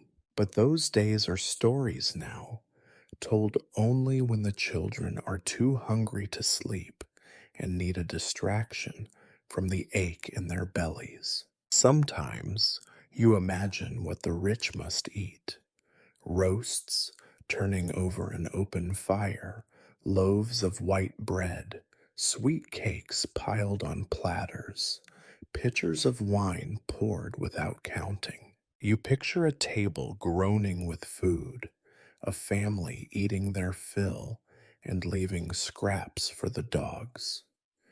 You wonder if you would recognize half the dishes, or if your tongue would rebel at the richness. You shake your head, push the thoughts away. Envy is for those with something to lose. You glance at your children, studying the way their hunger sits on them, heavy and quiet. Your eldest eats with careful, mechanical motions, her eyes fixed on the table, already learning not to expect more. Your son gulps his soup, then looks at you as if hoping you might offer him your portion. You do not. He must learn, as you did, that in this world, hunger is a constant companion, a teacher with a hard lesson. The village dogs gather outside the door, drawn by the scent of boiled nothing. They whine, scratch, and snap at each other for scraps that never come. Your wife shoos them away, muttering curses under her breath. Even the animals are hungry, their ribs showing, their eyes dull with resignation. You wonder sometimes how different you are from them. There are rules for surviving a hungry lunch. Eat slowly to fool the stomach. Pretend you are not watching the pot, that you do not measure every ladleful. Praise your wife for the meal, no matter how thin it is, for to do otherwise invites silence, colder than the winter wind. Teach your children to leave nothing behind, not even a crumb, not even a memory of fullness. Afterwards, you return to your bench, the taste of the meal already forgotten, replaced by the dull ache of hunger and the sharper pain of worry. The afternoon's work waits. More shoes to patch, more leather to salvage, more customers with empty pockets and desperate eyes. You ignore the rumble in your belly. Hunger, like the mud outside, is something you must simply wade through. Sometimes, when you are alone at your bench, you dream of running away, of finding a place where the meals are hearty, where the children are plump and laughing, where you might eat until you are full. But you know better. Dreams are another kind of hunger, and the world is not kind to those who want too much. Lunch ends as it began, in silence.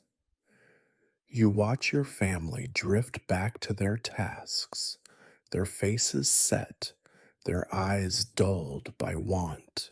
You sigh, pick up your tools, and bend once more to the endless work, stitching another day together with empty hands and a stomach that never stops growling. This is hungry lunch in your world. A pause, a disappointment, a reminder that there is never quite enough, not of food, not of rest, not of hope.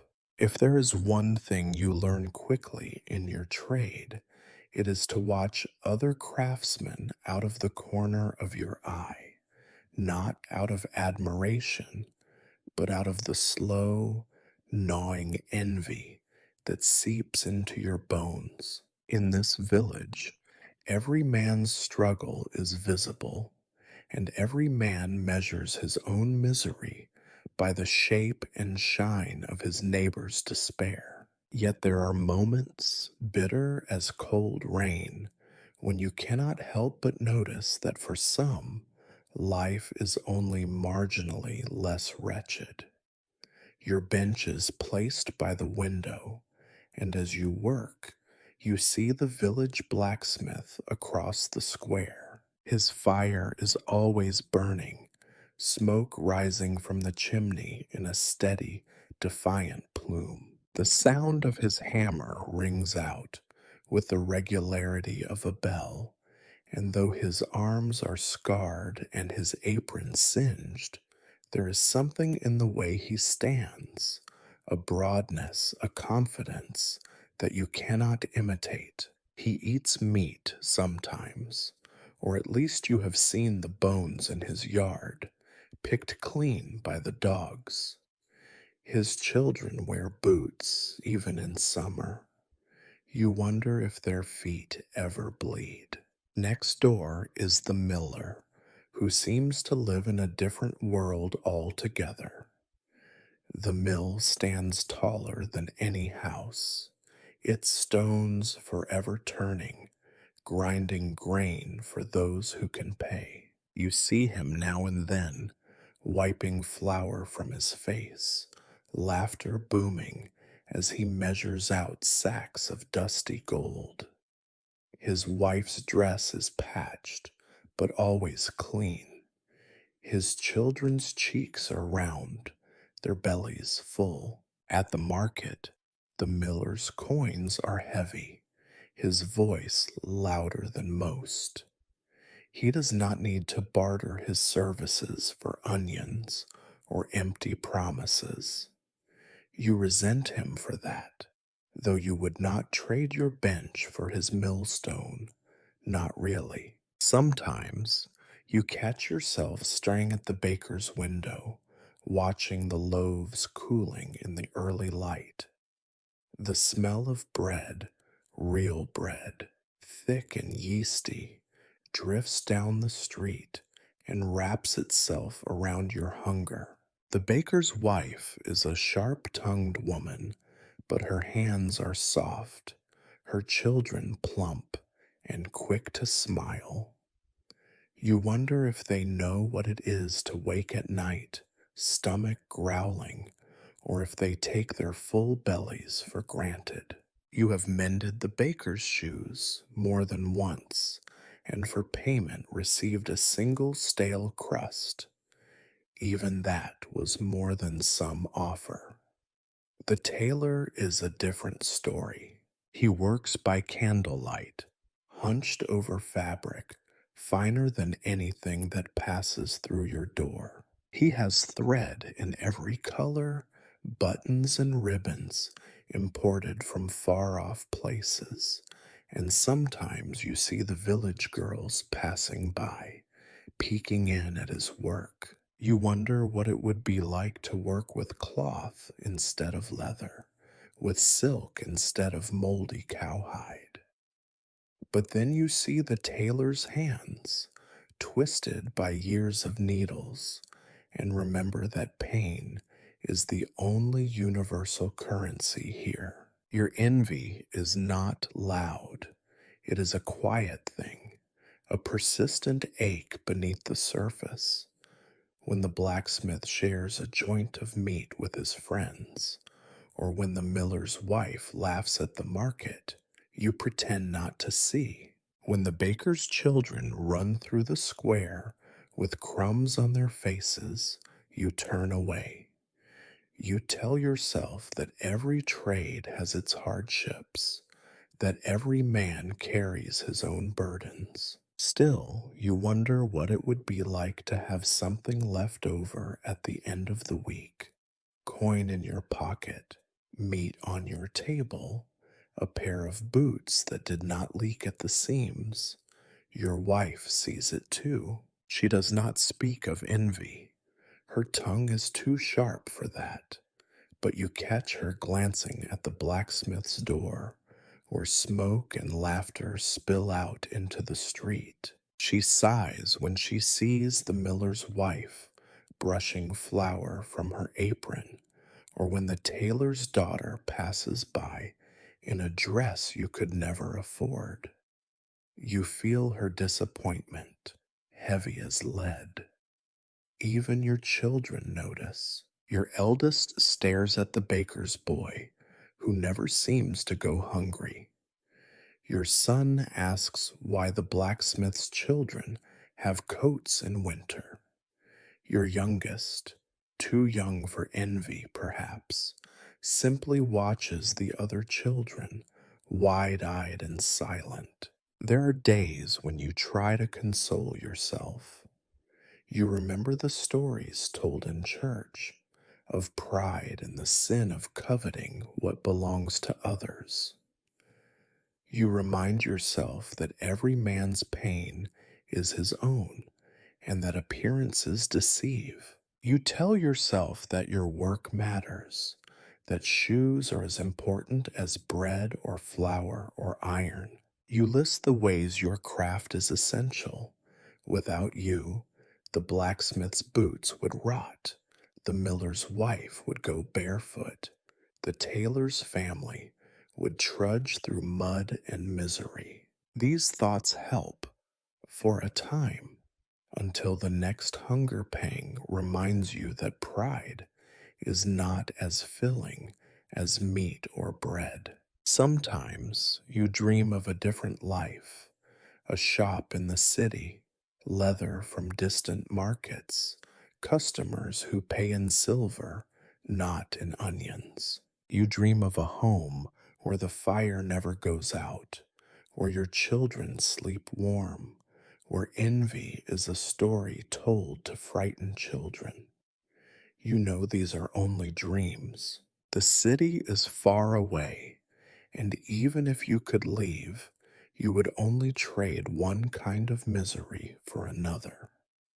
There are moments of shared suffering when the tradesmen gather in the square to curse the taxes, the rain, or the Lord's newest demand. In those moments, envy fades, replaced by a thin camaraderie born of hardship. The blacksmith grumbles about the price of charcoal. The miller complains of spoiled grain. The baker curses the rats. You listen, add your own grievances, and for a moment you are not alone. Misery, at least, is something you all have in common. Yet, as the day wears on and you return to your bench, the envy returns. It is not sharp, but it is constant, a shadow that stretches from the baker's oven, from the miller's storehouse, from the blacksmith's fire. You mend another shoe, patch another hole, and tell yourself that perhaps tomorrow will be different. Perhaps the miller's flour will spoil, the baker's fire will die, the blacksmith's hammer will break. You know this is not true, and that is the hardest thing to bear. Envy is the thread that runs through your days, unseen, unspoken, but never quite gone.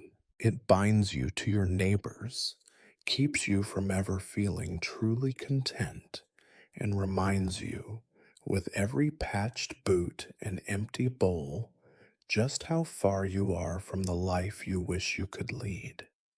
You do not remember a time before taxes.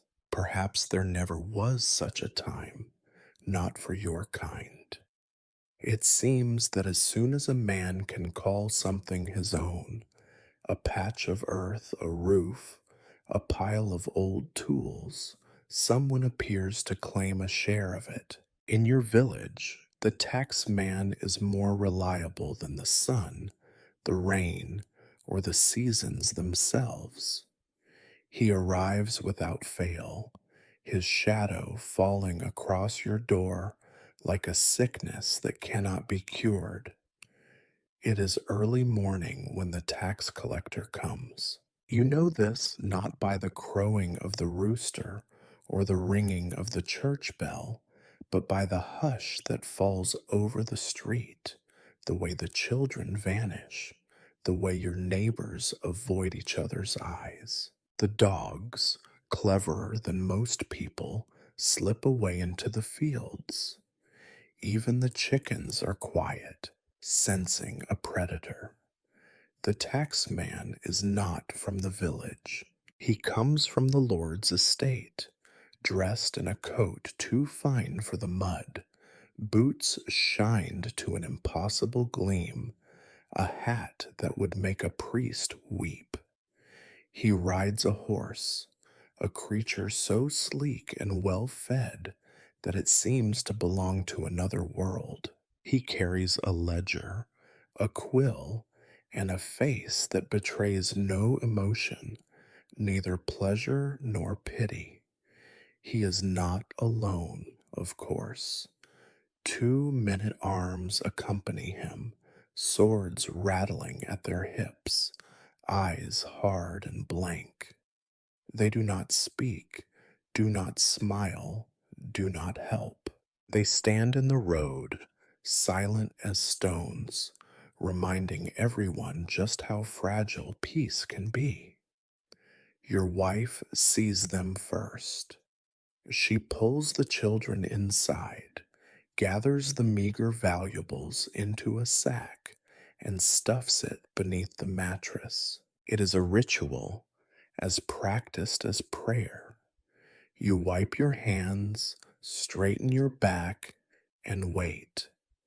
There is no hiding from the taxman, no trick or plea that will save you. He will take what he came for, and you will thank him for leaving you anything at all. He arrives at your door, ledger in hand, eyes cold and calculating. He reads your name from the list, though you know he could not care less. To him, you are a line of numbers, a tally of debts. He asks after your trade, your earnings, your animals. You answer honestly, knowing that a lie, if discovered, will cost you more than the truth. The questions are always the same. How many chickens? How much leather? How many pairs of shoes made? How many sold? Do you own a pig, a cow, a cart? The answer to most is no, or barely. He writes it all down, the quill scratching across the page like a rat in the rafters. Then comes the demand. The sum he names is impossible, laughable. You protest politely, as you have been taught, but it does no good. The number is not meant to be paid. It is meant to remind you who holds the power. The taxman knows you do not have the coin. He does not care. Instead, you offer what you can: a cured hide, a sack of onions, the last piece of bacon. Sometimes he will accept a pair of boots, a promise of labor, a child's coat. More often, he simply shrugs and adds a mark to your name, a debt for next time, an invisible weight that grows heavier with each passing year. Your wife hands over what she can, lips pressed tight, eyes dark with anger and shame. The children watch from the shadows, learning their first lesson in the art of surrender. You bow your head, thank the taxman, and hope he will move on quickly. Sometimes the taxman takes more than goods. He takes pride, dignity, hope. He reminds you, with every stroke of his pen, that nothing in your life is truly yours. The roof over your head, the food on your table, even the scraps of leather on your bench, all are borrowed, held at the pleasure of men who will never know your hunger. The neighbors fare no better. You hear Magda crying as the taxman takes her last chicken. Pyotr curses under his breath as the men-at-arms empty his meager store of barley. The baker loses a sack of flour, the miller a jug of oil. The blacksmith, too clever by half, tries to hide a silver coin and is beaten for his trouble. Afterward, there is a kind of silence, a wound in the heart of the village, slow to heal, quick to reopen. The taxman's ledger grows heavier, your pockets lighter. Each visit leaves you poorer, more desperate, more certain that you will never escape. Yet, there is no rebellion, no uprising. What would be the point? The Lord is far away. His men are many, and hunger is a better jailer than any wall. Sometimes you hear rumors of villages that refuse to pay, of men who stand up to the collectors. The stories always end the same way: fire, ruin, exile, death. You tell yourself that survival is a kind of victory, that it is better to lose your bacon than your life. You are not a hero, not a fool. You are a cobbler, and you mend what you can. When the taxman leaves, the village breathes again. The children come out of hiding. The dogs return to the street. The chickens start to cluck. You count what remains, measure what is lost, and begin the slow work of rebuilding. The debt hangs over you, but you do not speak of it. To speak is to give it power. Better to patch another shoe, to barter for another onion, to live another day. That night, your wife says nothing as she boils the last bones for supper. The children eat quietly, already learning to forget. You stare at your hands, counting the calluses, the scars, the lines that tell the story of a life spent paying for things you never owned.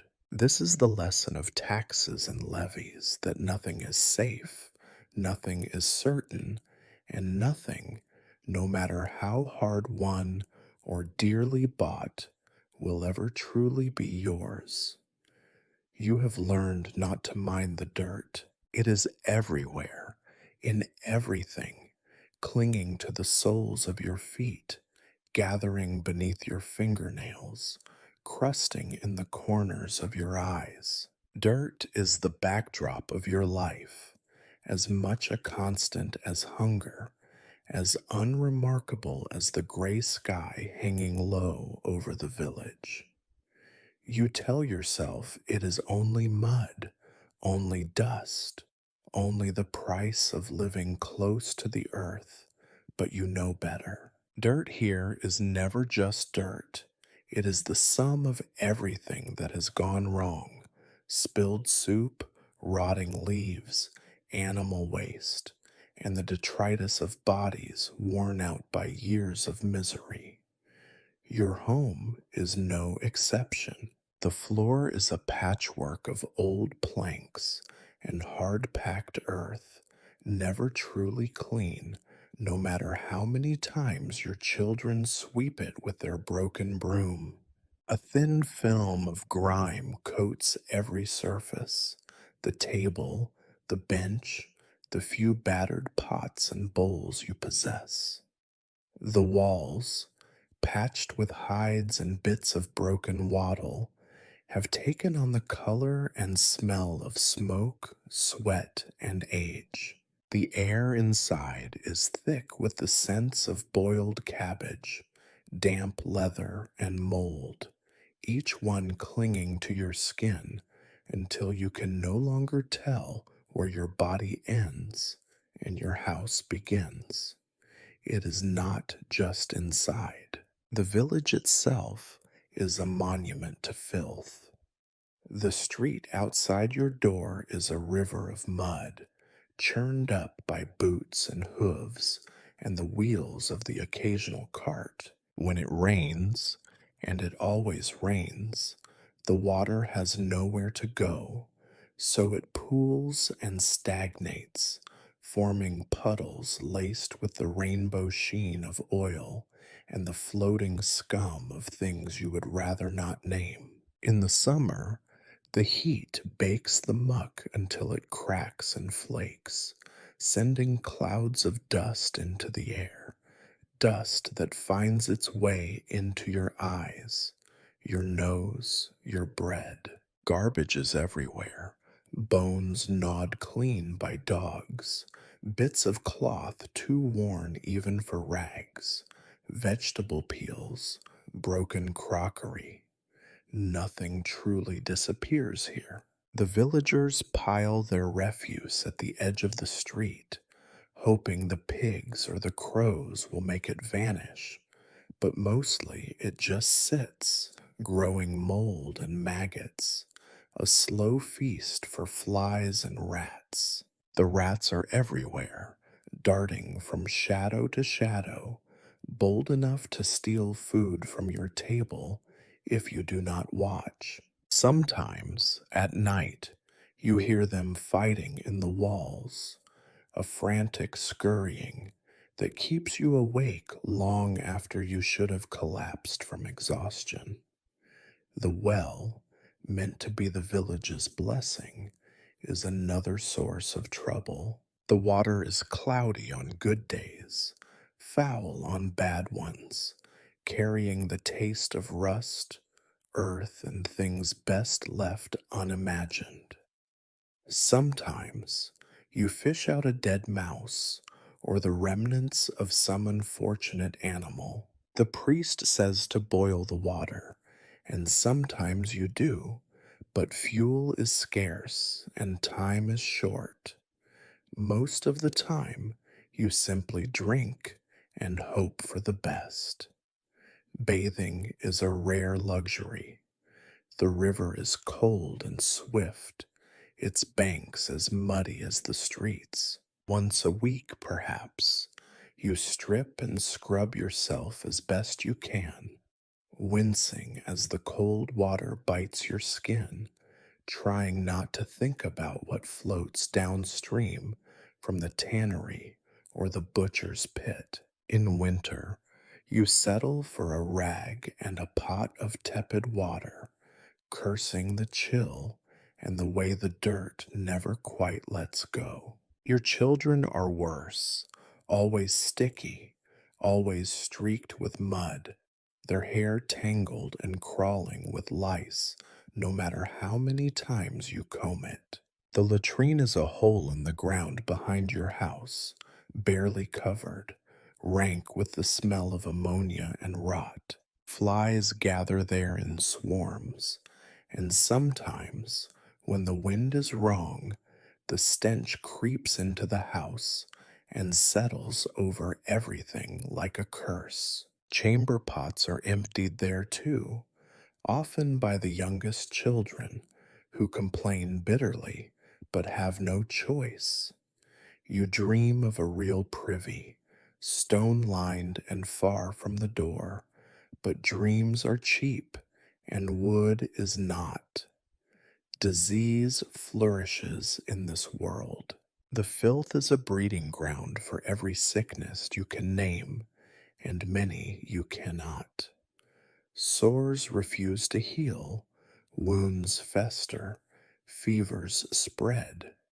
Children scratch their arms raw, mothers mutter about bad air, and curse the neighbors for their carelessness.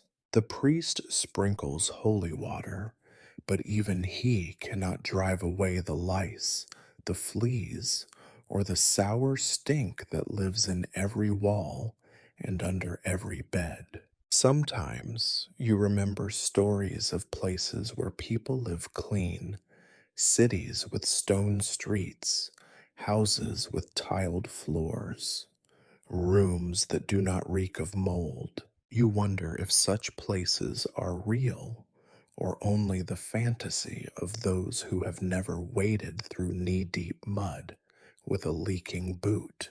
You wonder what it would be like to walk without watching for puddles, to eat without spitting out grit, to sleep without scratching. But then you look around and see that no one else expects more. Filth is just another thing to be endured, like hunger or taxes. Your wife does what she can, scrubbing the table, sweeping the floor, airing the bedding when the weather allows. She curses the children for dragging in mud, beats the rugs with a stick, chases the chickens from the doorway. But the dirt always wins. It seeps in through cracks, clings to clothes, settles on every surface. Even your workbench, your last claim to order, is a chaos of shavings, thread, and the dust of centuries. There are moments when the squalor is too much, when you feel a wave of disgust so strong it nearly drowns you. On those days, You scrub until your knuckles bleed, shout at your children, curse the world. It does no good. The dirt always returns, patient and unhurried, confident that in the end it will outlast you. At night, you lie awake, listening to the scratching of rats, the drip of water through the roof, the distant cough of a neighbor. The darkness is thick with the smells of the day: sweat, earth, rot, the metallic tang of blood from a cut that refuses to heal. You breathe it in, knowing there is no escape. In the morning, you will rise, wipe the crust from your eyes, and begin again. Filth and unsanitariness are as much a part of your world as hunger and cold. They are the texture of your days, the taste of your nights, the silent companion that shares your table and your bed. You learn not to notice, not because it does not matter, but because to notice is to lose your mind. This, too, is survival: to endure the dirt, to live with the stink, to pretend for a few moments each day that you do not see the world for what it really is. Night for most people is a time for rest, a pause in the cycle of labor, hunger, and worry.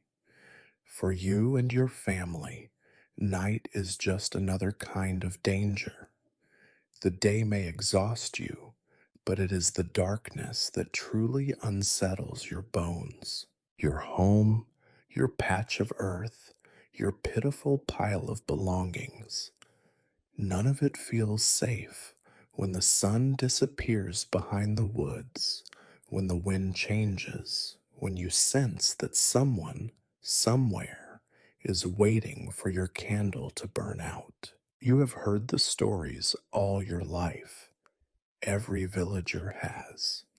Bandits on the road, thieves in the hedgerows, lost soldiers turned to robbery, or men from the next valley come to settle a grudge. Sometimes the stories are just that: stories told to frighten children or to excuse a missing hen.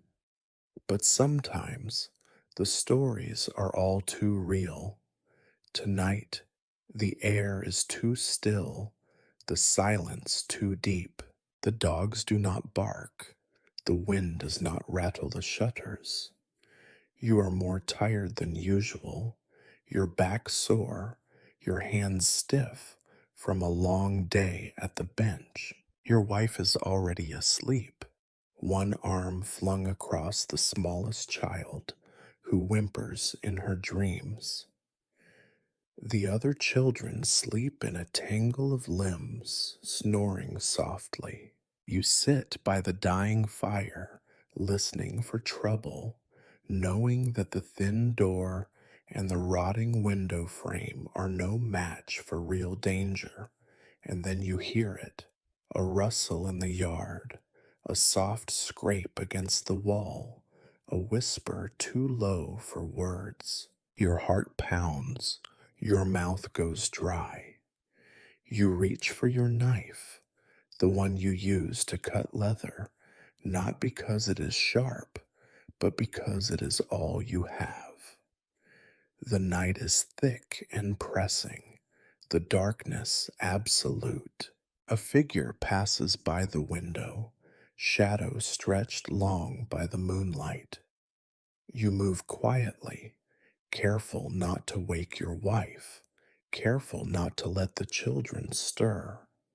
A board creaks beneath your foot, louder than thunder, or so it seems. You freeze, every muscle screaming to run or fight. There is a crash, glass shattering, a booted foot kicking in the door. The chickens squawk, feathers flying, and the pig lets out a shriek. Someone shouts, rough voices, laughter too hard to be anything but cruel. Bandits. Or maybe neighbors you once trusted, their faces covered with rags, their eyes wild with need. They come in fast, two, maybe three. One swings a club, another a length of rope. You lunge, knife in hand, but your movements are slow, heavy with exhaustion. A blow catches you on the shoulder, sending you sprawling. Your wife screams, the children wail, the bandits laugh, their breath sour with ale and spite. They tear through your home with practiced ease. They know where to look, beneath the mattress, behind the woodpile, under the bench. Your meager savings, 3 coins wrapped in a rag, are gone in an instant. The best knife disappears into a pocket.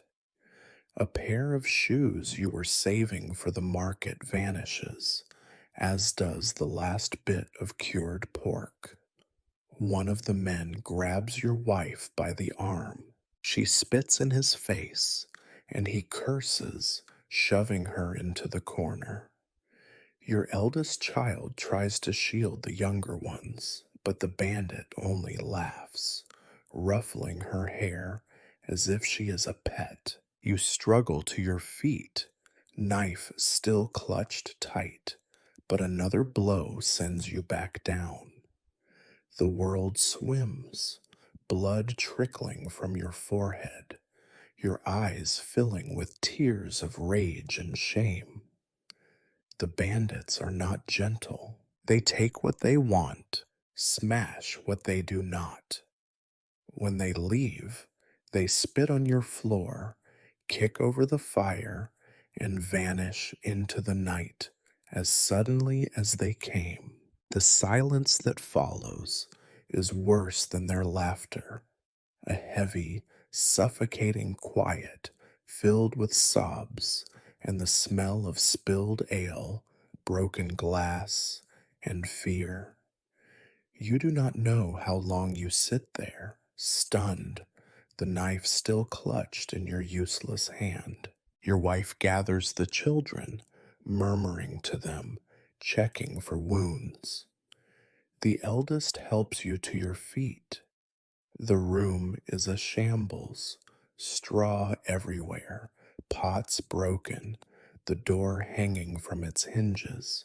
You make a slow count of what is gone: coins, knife, shoes, food, things you cannot replace, things you needed to survive the week, the month, the winter. You stare at the empty places on the shelf and feel as if a piece of you has been carved out and carried away. Outside, the village is silent. No one comes to help, though you know you were not the only victim.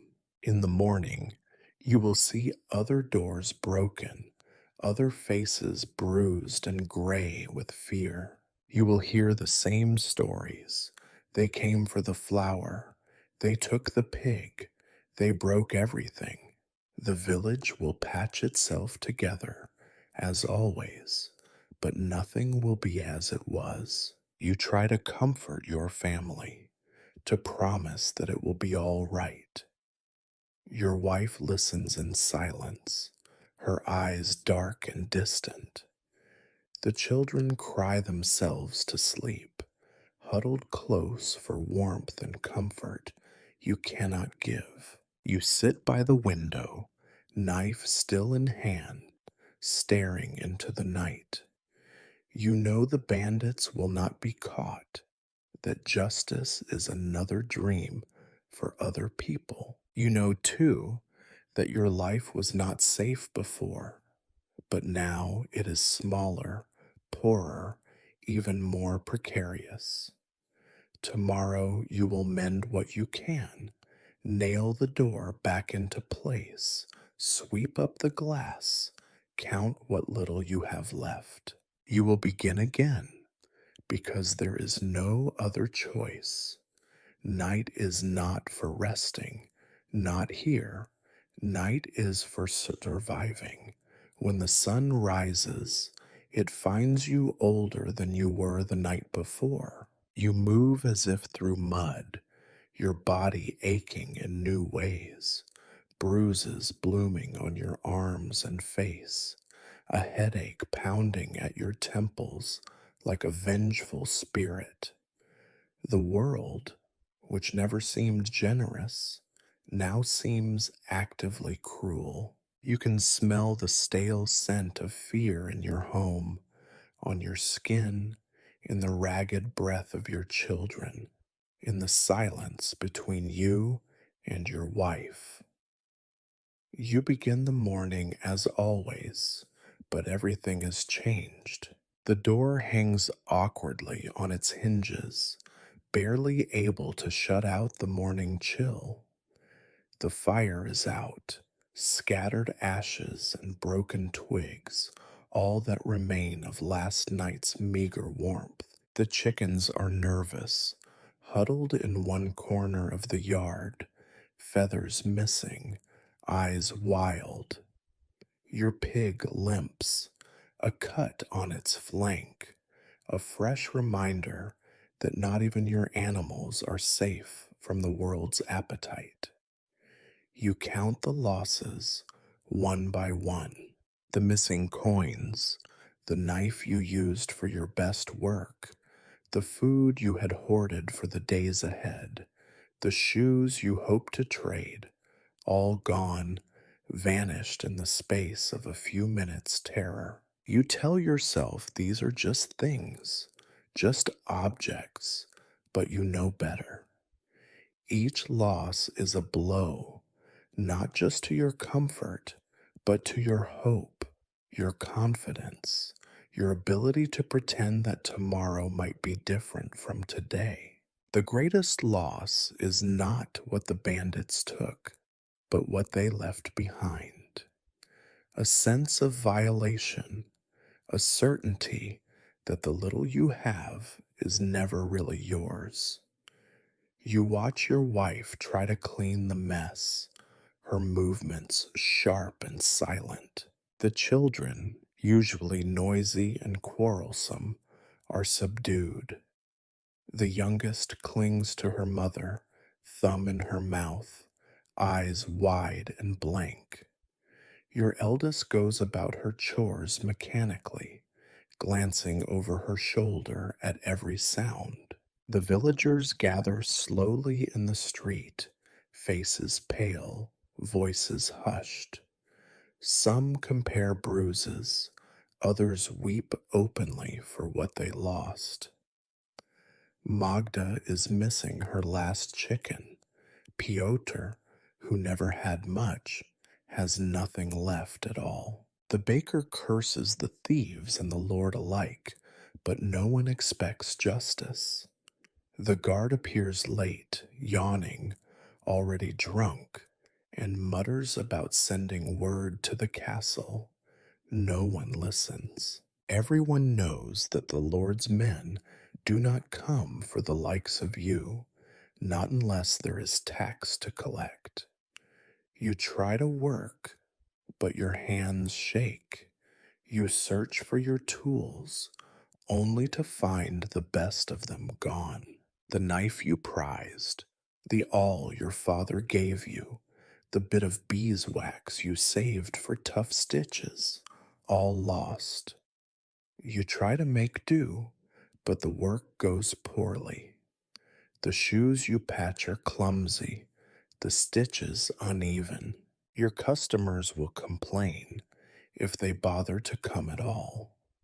More likely, they will mutter about how the cobbler has lost his touch, how even his hands are not what they once were. Disappointment sits heavy on your shoulders, heavier than hunger, heavier than cold.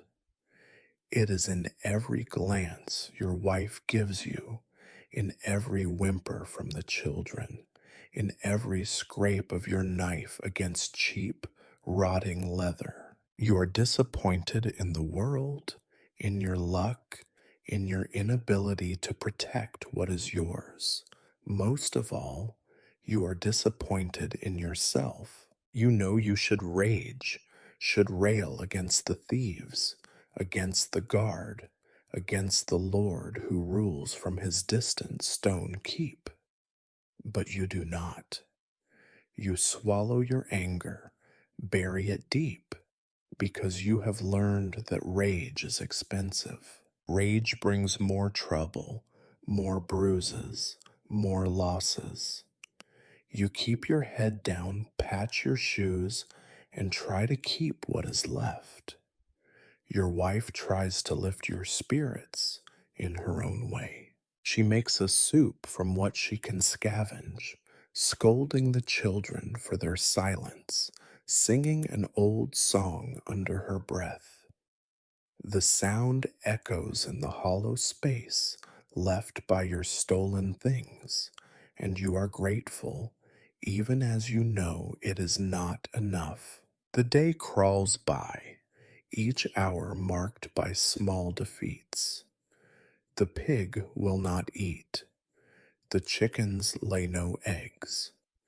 A customer arrives demanding his boots and leaves angry when you tell him you need more time. The children squabble over a crust of bread, and your wife snaps at them, her patience worn thin as an old rag.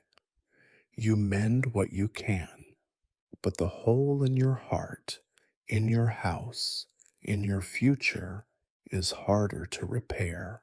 That evening, you sit by the cold hearth, your hands empty, your eyes fixed on the battered door. You think about what you have lost and what you have left.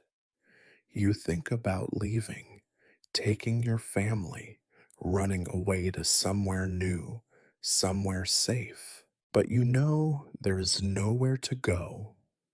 Every village has its thieves, its hunger, its sorrow. Instead, you count what remains. The roof is still over your head, though it leaks. Your wife still sits beside you, though her face is hard. Your children still sleep, though their dreams are troubled. You are still a cobbler, though your tools are fewer. Your skills dulled by fear and fatigue. You promise yourself that tomorrow you will do better. Tomorrow you will find a way to replace what was lost, to earn enough for new tools, to patch the hole in the door and in your hope. But you have made these promises before, and each time the world has found a way to disappoint you. As the night settles in, you lie awake, listening to the sounds of the village, a baby crying, a dog barking, the soft weeping of your neighbor through the thin walls. You stare into the darkness and wonder if loss is all there is, if disappointment is the true inheritance of men like you. In the morning, you will rise, you will sweep the floor, mend what you can, and begin again. There is no other choice. This is your life, loss, disappointment, and the stubborn hope that maybe next time it will not be so bad. You wake up the next morning to the same chill, the same dull ache in your back, the same world that seems intent on grinding you down. Yet, somewhere under the layers of fatigue and resignation, you notice a flicker of something almost forgotten. It is not happiness. Happiness is a word for saints and madmen, but perhaps a brief pause in misery. You might even call it a small joy, though you would not say it out loud. Small joys do not announce themselves with trumpets. They creep into your life on quiet feet, hiding between the cracks of hardship. This morning, the first comes as you discover an egg in the chicken coop. Just one, laid by the hen you had given up for useless. The shell is dirty, speckled with straw and worse, but you cradle it in your palm as if it is a treasure from a distant land. Your wife sees it and does not scold, does not sigh. She simply nods, her mouth twitching with something like a smile. Breakfast is a celebration by your standards.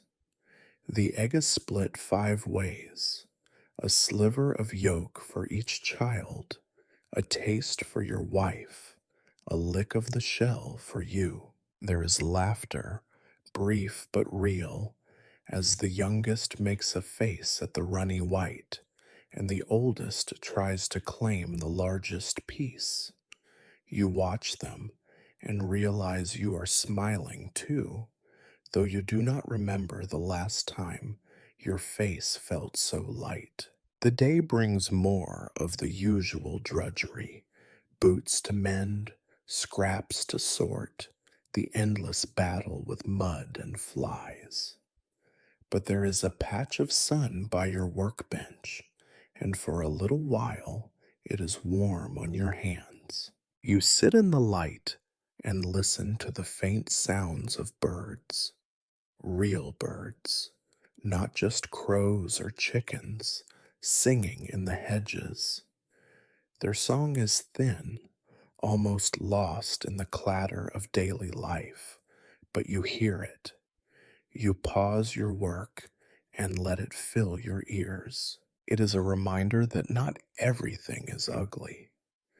Later, as you work, your son brings you a smooth stone, pale and round, which he found by the well.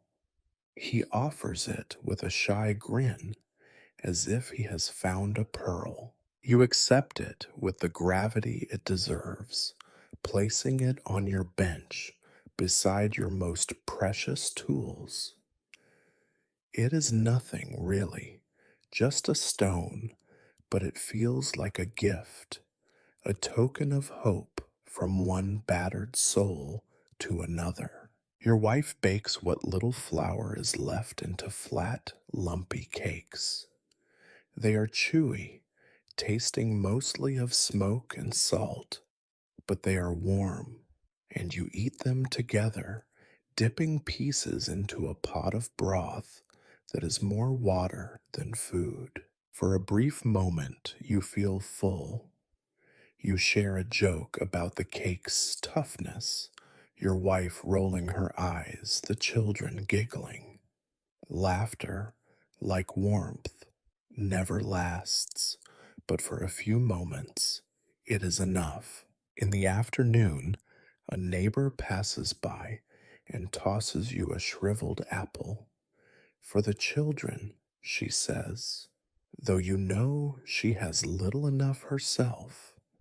The apple is shared out, each child savoring their piece as if it is the finest fruit in the world. You watch them, grateful for the kindness, even if it is born of the same desperation that drives your own small acts. Sometimes joy comes in unexpected forms: a shoe that fits perfectly on the first try, a stitch that holds, a moment when the thread does not snap. These victories are invisible to anyone but you savor them all the same. They are proof that your hands still remember, that your craft is not entirely lost to fatigue and poverty. Your daughter sits beside you, humming an old song her grandmother taught her. Her voice is thin, off key, but determined. She sings of saints and heroes, of harvests and homecomings, of summers that never end. You listen, letting her voice chase away the heaviness in your chest. For a while, the song is enough. Evenings are the hardest time when hunger returns and the darkness presses in. But tonight, you have a cup of sour wine traded for mending a neighbor's cloak. It is harsh and burns your throat, but it loosens the knot of fear that has lived inside you for so long. You take a sip and pass it to your wife, who does the same. For a little while, you are more than just survivors. You are people sharing a small pleasure in a world that offers few. After supper, you sit by the dying fire. The children play at your feet with scraps of leather, inventing stories of knights and dragons, of magical boots that never wear out. Their games are simple, their laughter soft, but it fills the room. You close your eyes and let the sound wash over you. Later, in the darkness, you and your wife share a moment. No words, just the warmth of bodies pressed together, a reminder that you are not alone in this fight. There is comfort in the shape of her hand, in the quiet strength of her presence. You fall asleep, not happy, not content, but soothed for once by something gentle.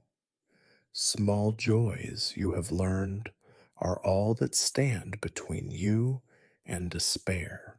They do not fix what is broken, do not fill the belly or patch the roof, but they are real and they are yours. They are the reason you rise each morning, the reason you keep patching shoes and hoping for better.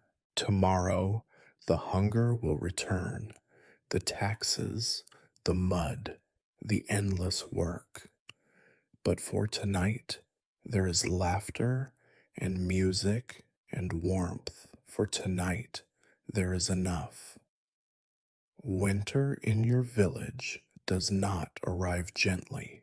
It does not descend in silence, blanketing the world in peaceful white. Instead, it bursts through the cracks in your walls, howling under the door, clawing at your skin with icy fingers. It is not the winter of poems or saints, but the kind that burrows into your bones, gnaws at your resolve, and squeezes every last drop of warmth from your home. You feel its approach long before the first frost. The wind grows sharper, the sky sags lower, and the mud freezes into cruel ridges that turn every step into a lesson in pain. The animals grow silent, their eyes wide, their breath pluming in the cold. Even the rats burrow deeper, abandoning your home for places less exposed. Your children huddle together at night, cocooned in blankets thin as memories. You and your wife take turns sleeping closest to the hearth, though the fire is often little more than a sullen pile of embers. Food becomes an exercise in imagination. You boil bones until they dissolve, scrape mold from the last onions, coax one more meal from the same handful of dried beans. Your wife invents new ways to cook nothing, mixing wild roots with hope, serving thin gruel in chipped bowls. The children eat without complaint, too tired to beg for more, too used to disappointment to cry. The gnawing in your belly becomes as familiar as your own name. Fuel, too, is scarce. The woodpile, never plentiful, shrinks with terrifying speed. You ration every stick, every splinter, every bundle of straw. Sometimes you pull old boards from the walls, feed them to the fire, and listen as your house shudders in protest. The cold seeps in, no matter what you do. Your breath hangs in the air, frosting the glass, curling around the rafters. Some nights you wake with your feet numb, your fingers stiff and purple, your face pressed against a pillow stiff with frost. Work does not stop for the weather. If anything, winter brings more broken shoes, more boots with holes, more desperate neighbors begging for miracles. The leather, brittle with cold, cracks in your hands. The glue refuses to set. The thread snaps with every pull. You work in gloves made from scraps of cloth, your fingers swollen and clumsy.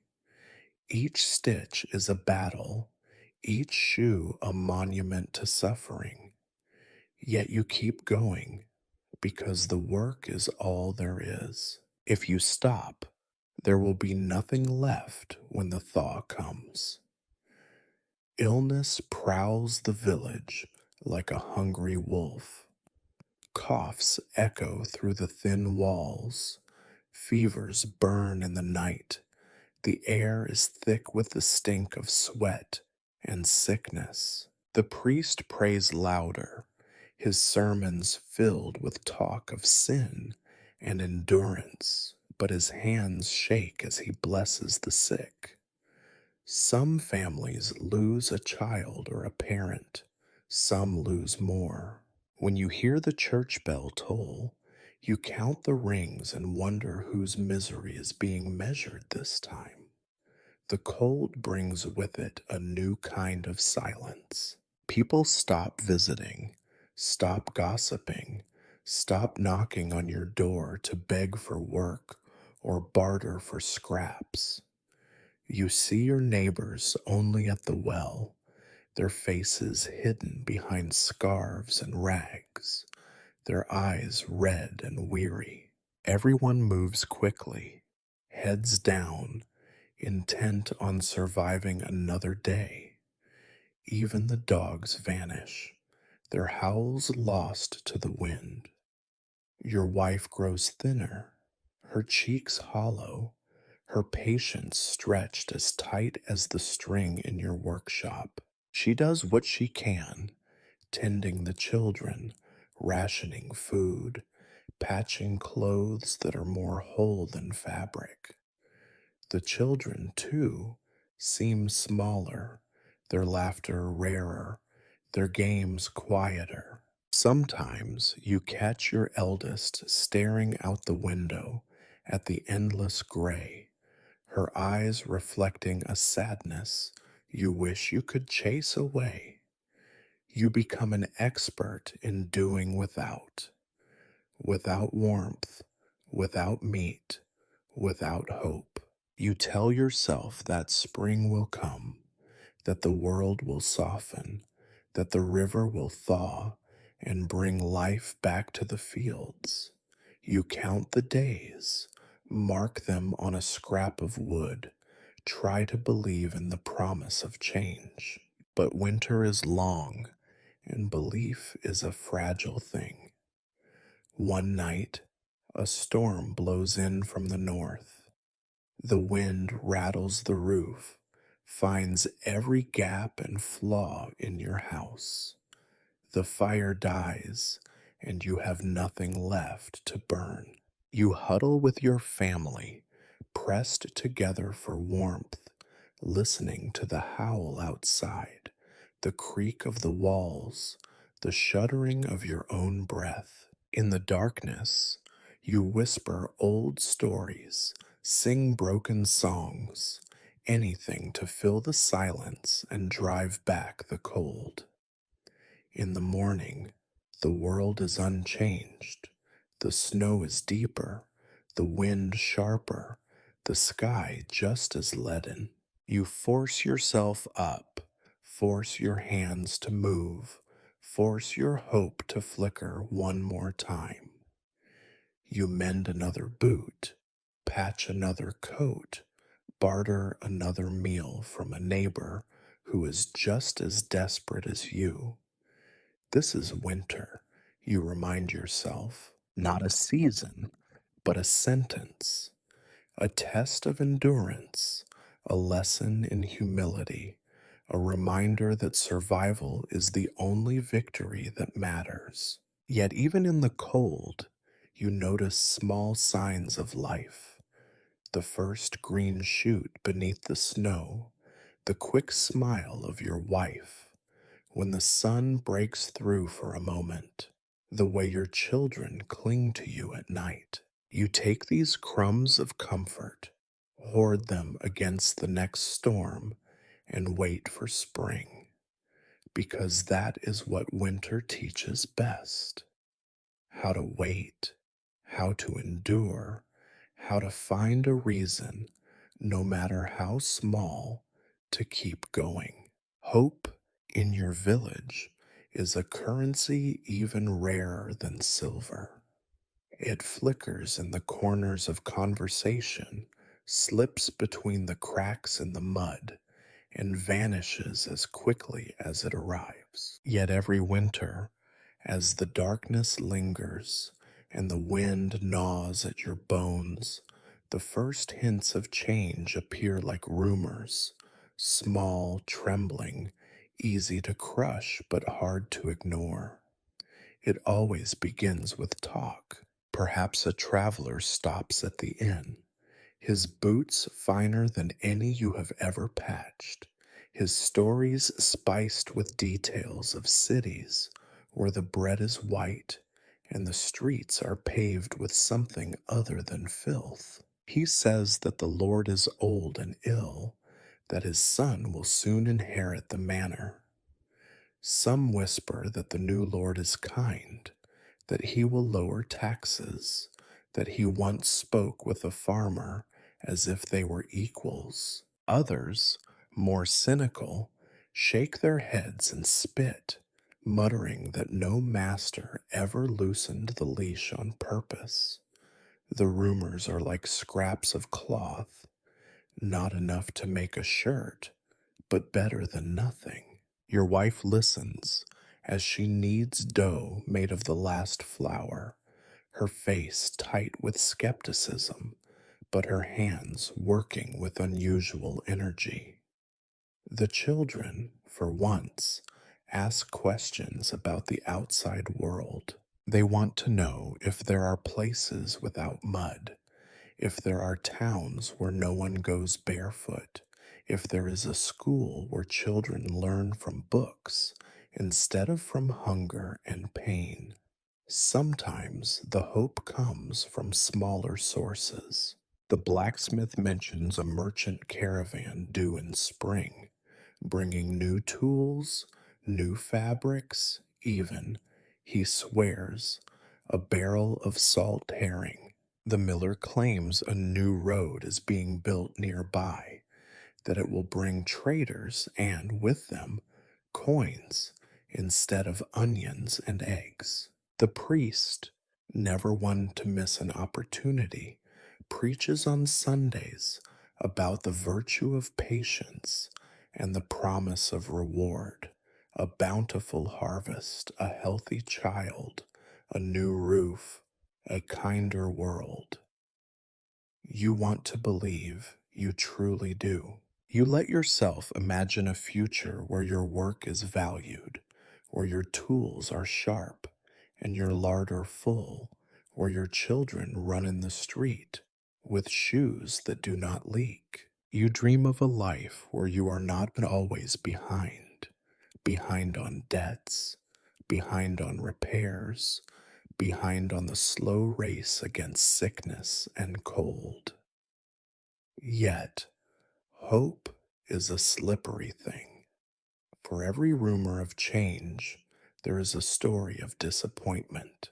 Someone remembers the last kind lord whose taxes nearly starved the village. Someone else recounts the fate of a town where the new road brought only soldiers, their boots leaving scars on the land. The old men at the well shake their heads and say, "Better the devil you know." Still, hope lingers, a stubborn weed in the garden of your mind. You find yourself saving your best scrap of leather just in case a merchant arrives in need of fine boots. You watch the sky for the first hint of thaw, listen to the distant sounds of the forest as if the world is about to shift. When your wife speaks of spring, her voice is softer, the lines on her face a little less deep. You notice small changes too. The days grow longer. The children argue less and play more, their games turning from tales of bandits to dreams of kings and journeys. Your neighbors share news, barter a little more generously, seem a little less burdened by suspicion. Even the dogs, scrawny and cunning, seem to bark with more energy. One day, you hear of a market in a nearby town, a real market with stalls of bright cloth, baskets of apples, wheels of cheese, tools that shine in the sun. The news travels fast. For a week, it is all anyone can talk about. Magda says she will bring eggs. Pyotr talks of finding a buyer for his last sack of barley. You think of your shoes, the careful patches, the stitches that held even through winter's worst. Perhaps, just perhaps, someone will see their worth. But hope is not without its dangers. You have lived long enough to know that change is as likely to bring new burdens as new blessings. Merchants can be thieves in finer clothing. A new lord may be harsher than the old. The priest's sermons may turn from promises of reward to warnings of wrath. And yet, you keep mending, keep planning, keep whispering to yourself that this time things could be different. Your wife, practical as ever, asks what you would do if luck finally came your way. Would you buy better tools?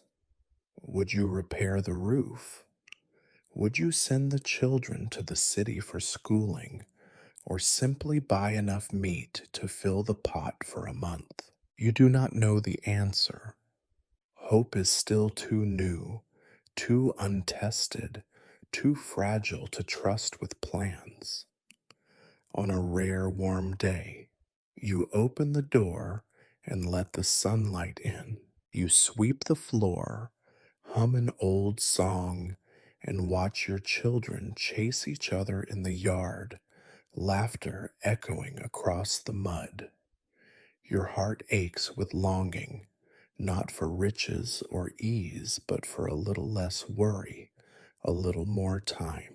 The promise of change, whether true or false, is enough to lighten your step, if only for a day.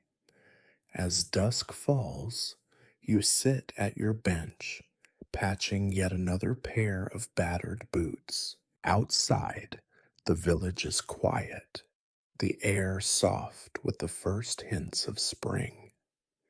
You think of the rumors, the promises, the hope that tomorrow will bring something better. You know deep down that life will never be easy, that there will always be mud, hunger, loss, and disappointment. But for tonight, you let yourself believe. You imagine a world where your hands are valued, where your children are safe, where hope is more than just a rumor.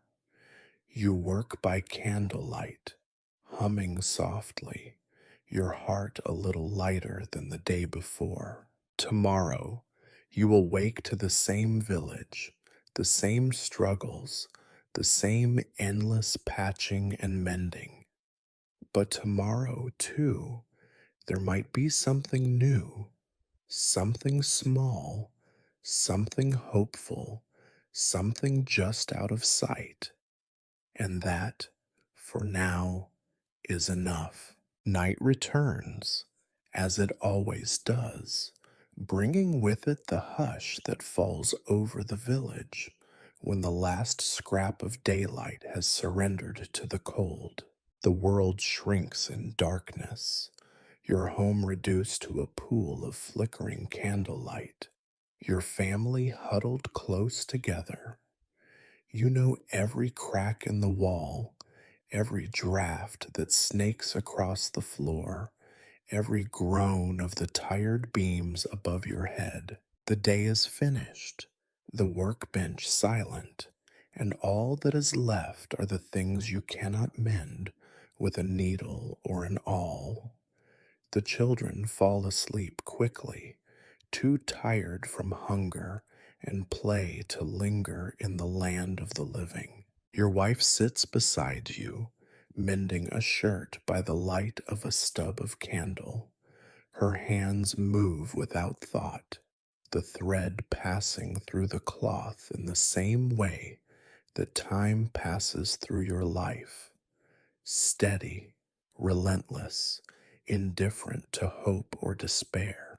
There is comfort in the rhythm, a reminder that for all the world's cruelty, there are still things that endure: thread, cloth, love, perhaps.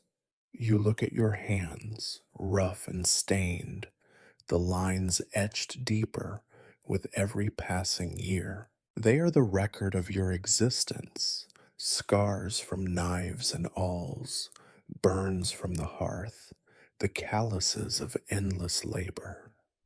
You remember being a child and wondering if you would ever be as strong as your father. Now you wonder if your children will ever have hands that are soft.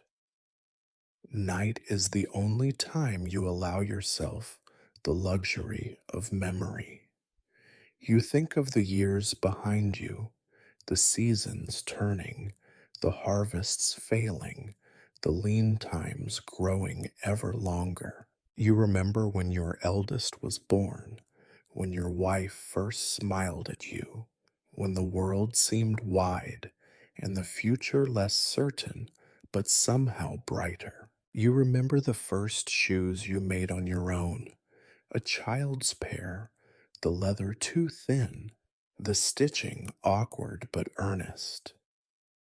You remember the pride, the hope that by learning a trade, you might buy a small measure of freedom from want. What you did not know, could not know, was how heavy the world would become, how every gain would be paid for twice, how every meal would be earned and then taxed away, how safety would prove more fleeting than sunlight in winter. You have grown used to disappointment, but not numb.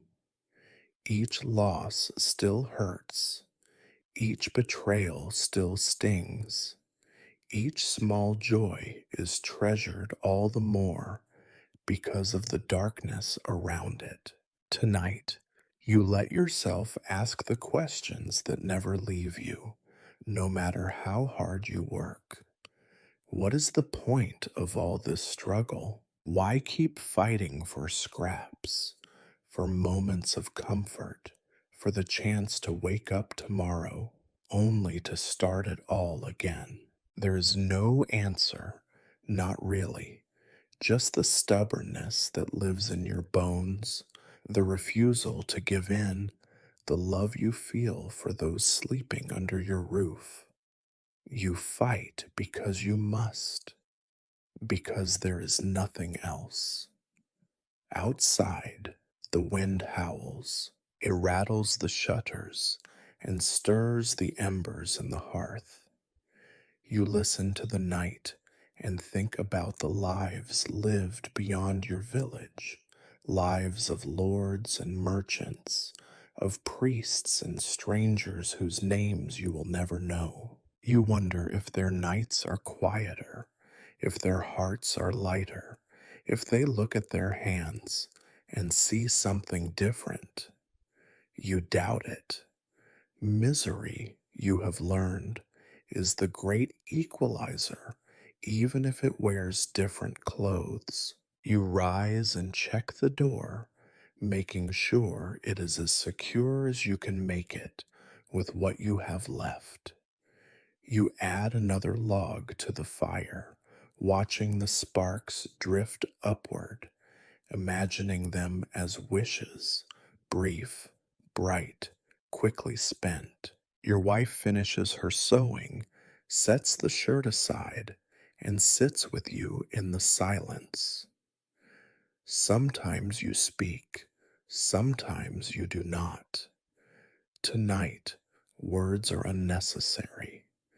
As you stare into the fading fire, you reflect on what you have learned. That survival is an art, that hope is a weed that finds its way through stone, that love, though battered and bent, can still anchor you when all else is lost. You have learned to find joy in the smallest things: a warm bowl of broth, a mended shoe, a child's laughter, a moment of peace at the end of a day full of noise and want. You think of the future, though you know it will look much like the past. There will be hunger and cold, loss and disappointment, envy and fear. There will also be small joys: an egg found in the straw, a bit of sun on your workbench, a song hummed in the dark. There will be more shoes to mend, more days to endure, more nights to survive. Above all, you have learned that life, even at its hardest, is not without meaning. It is woven from threads of pain and moments of rest, patched with laughter and grief, sewn together by the daily acts of care that keep you and your family alive. You are a cobbler, and though the world forgets your name, the mark of your work is everywhere. In every step your neighbors take, in every story your children tell. When the last candle gutters out, you stretch your aching back and crawl into the straw beside your wife. The darkness is deep, the night long, but you close your eyes with a strange kind of peace. Tomorrow will come with its hunger and hope, its burdens and its tiny blessings. You are ready for it, or as ready as anyone can ever be. In the end, this is your life, not glorious, not easy, not remembered in song, but lived fully, stubbornly, and entirely your own for as long as you can hold on. And somewhere, far off, a rooster prepares to announce the morning.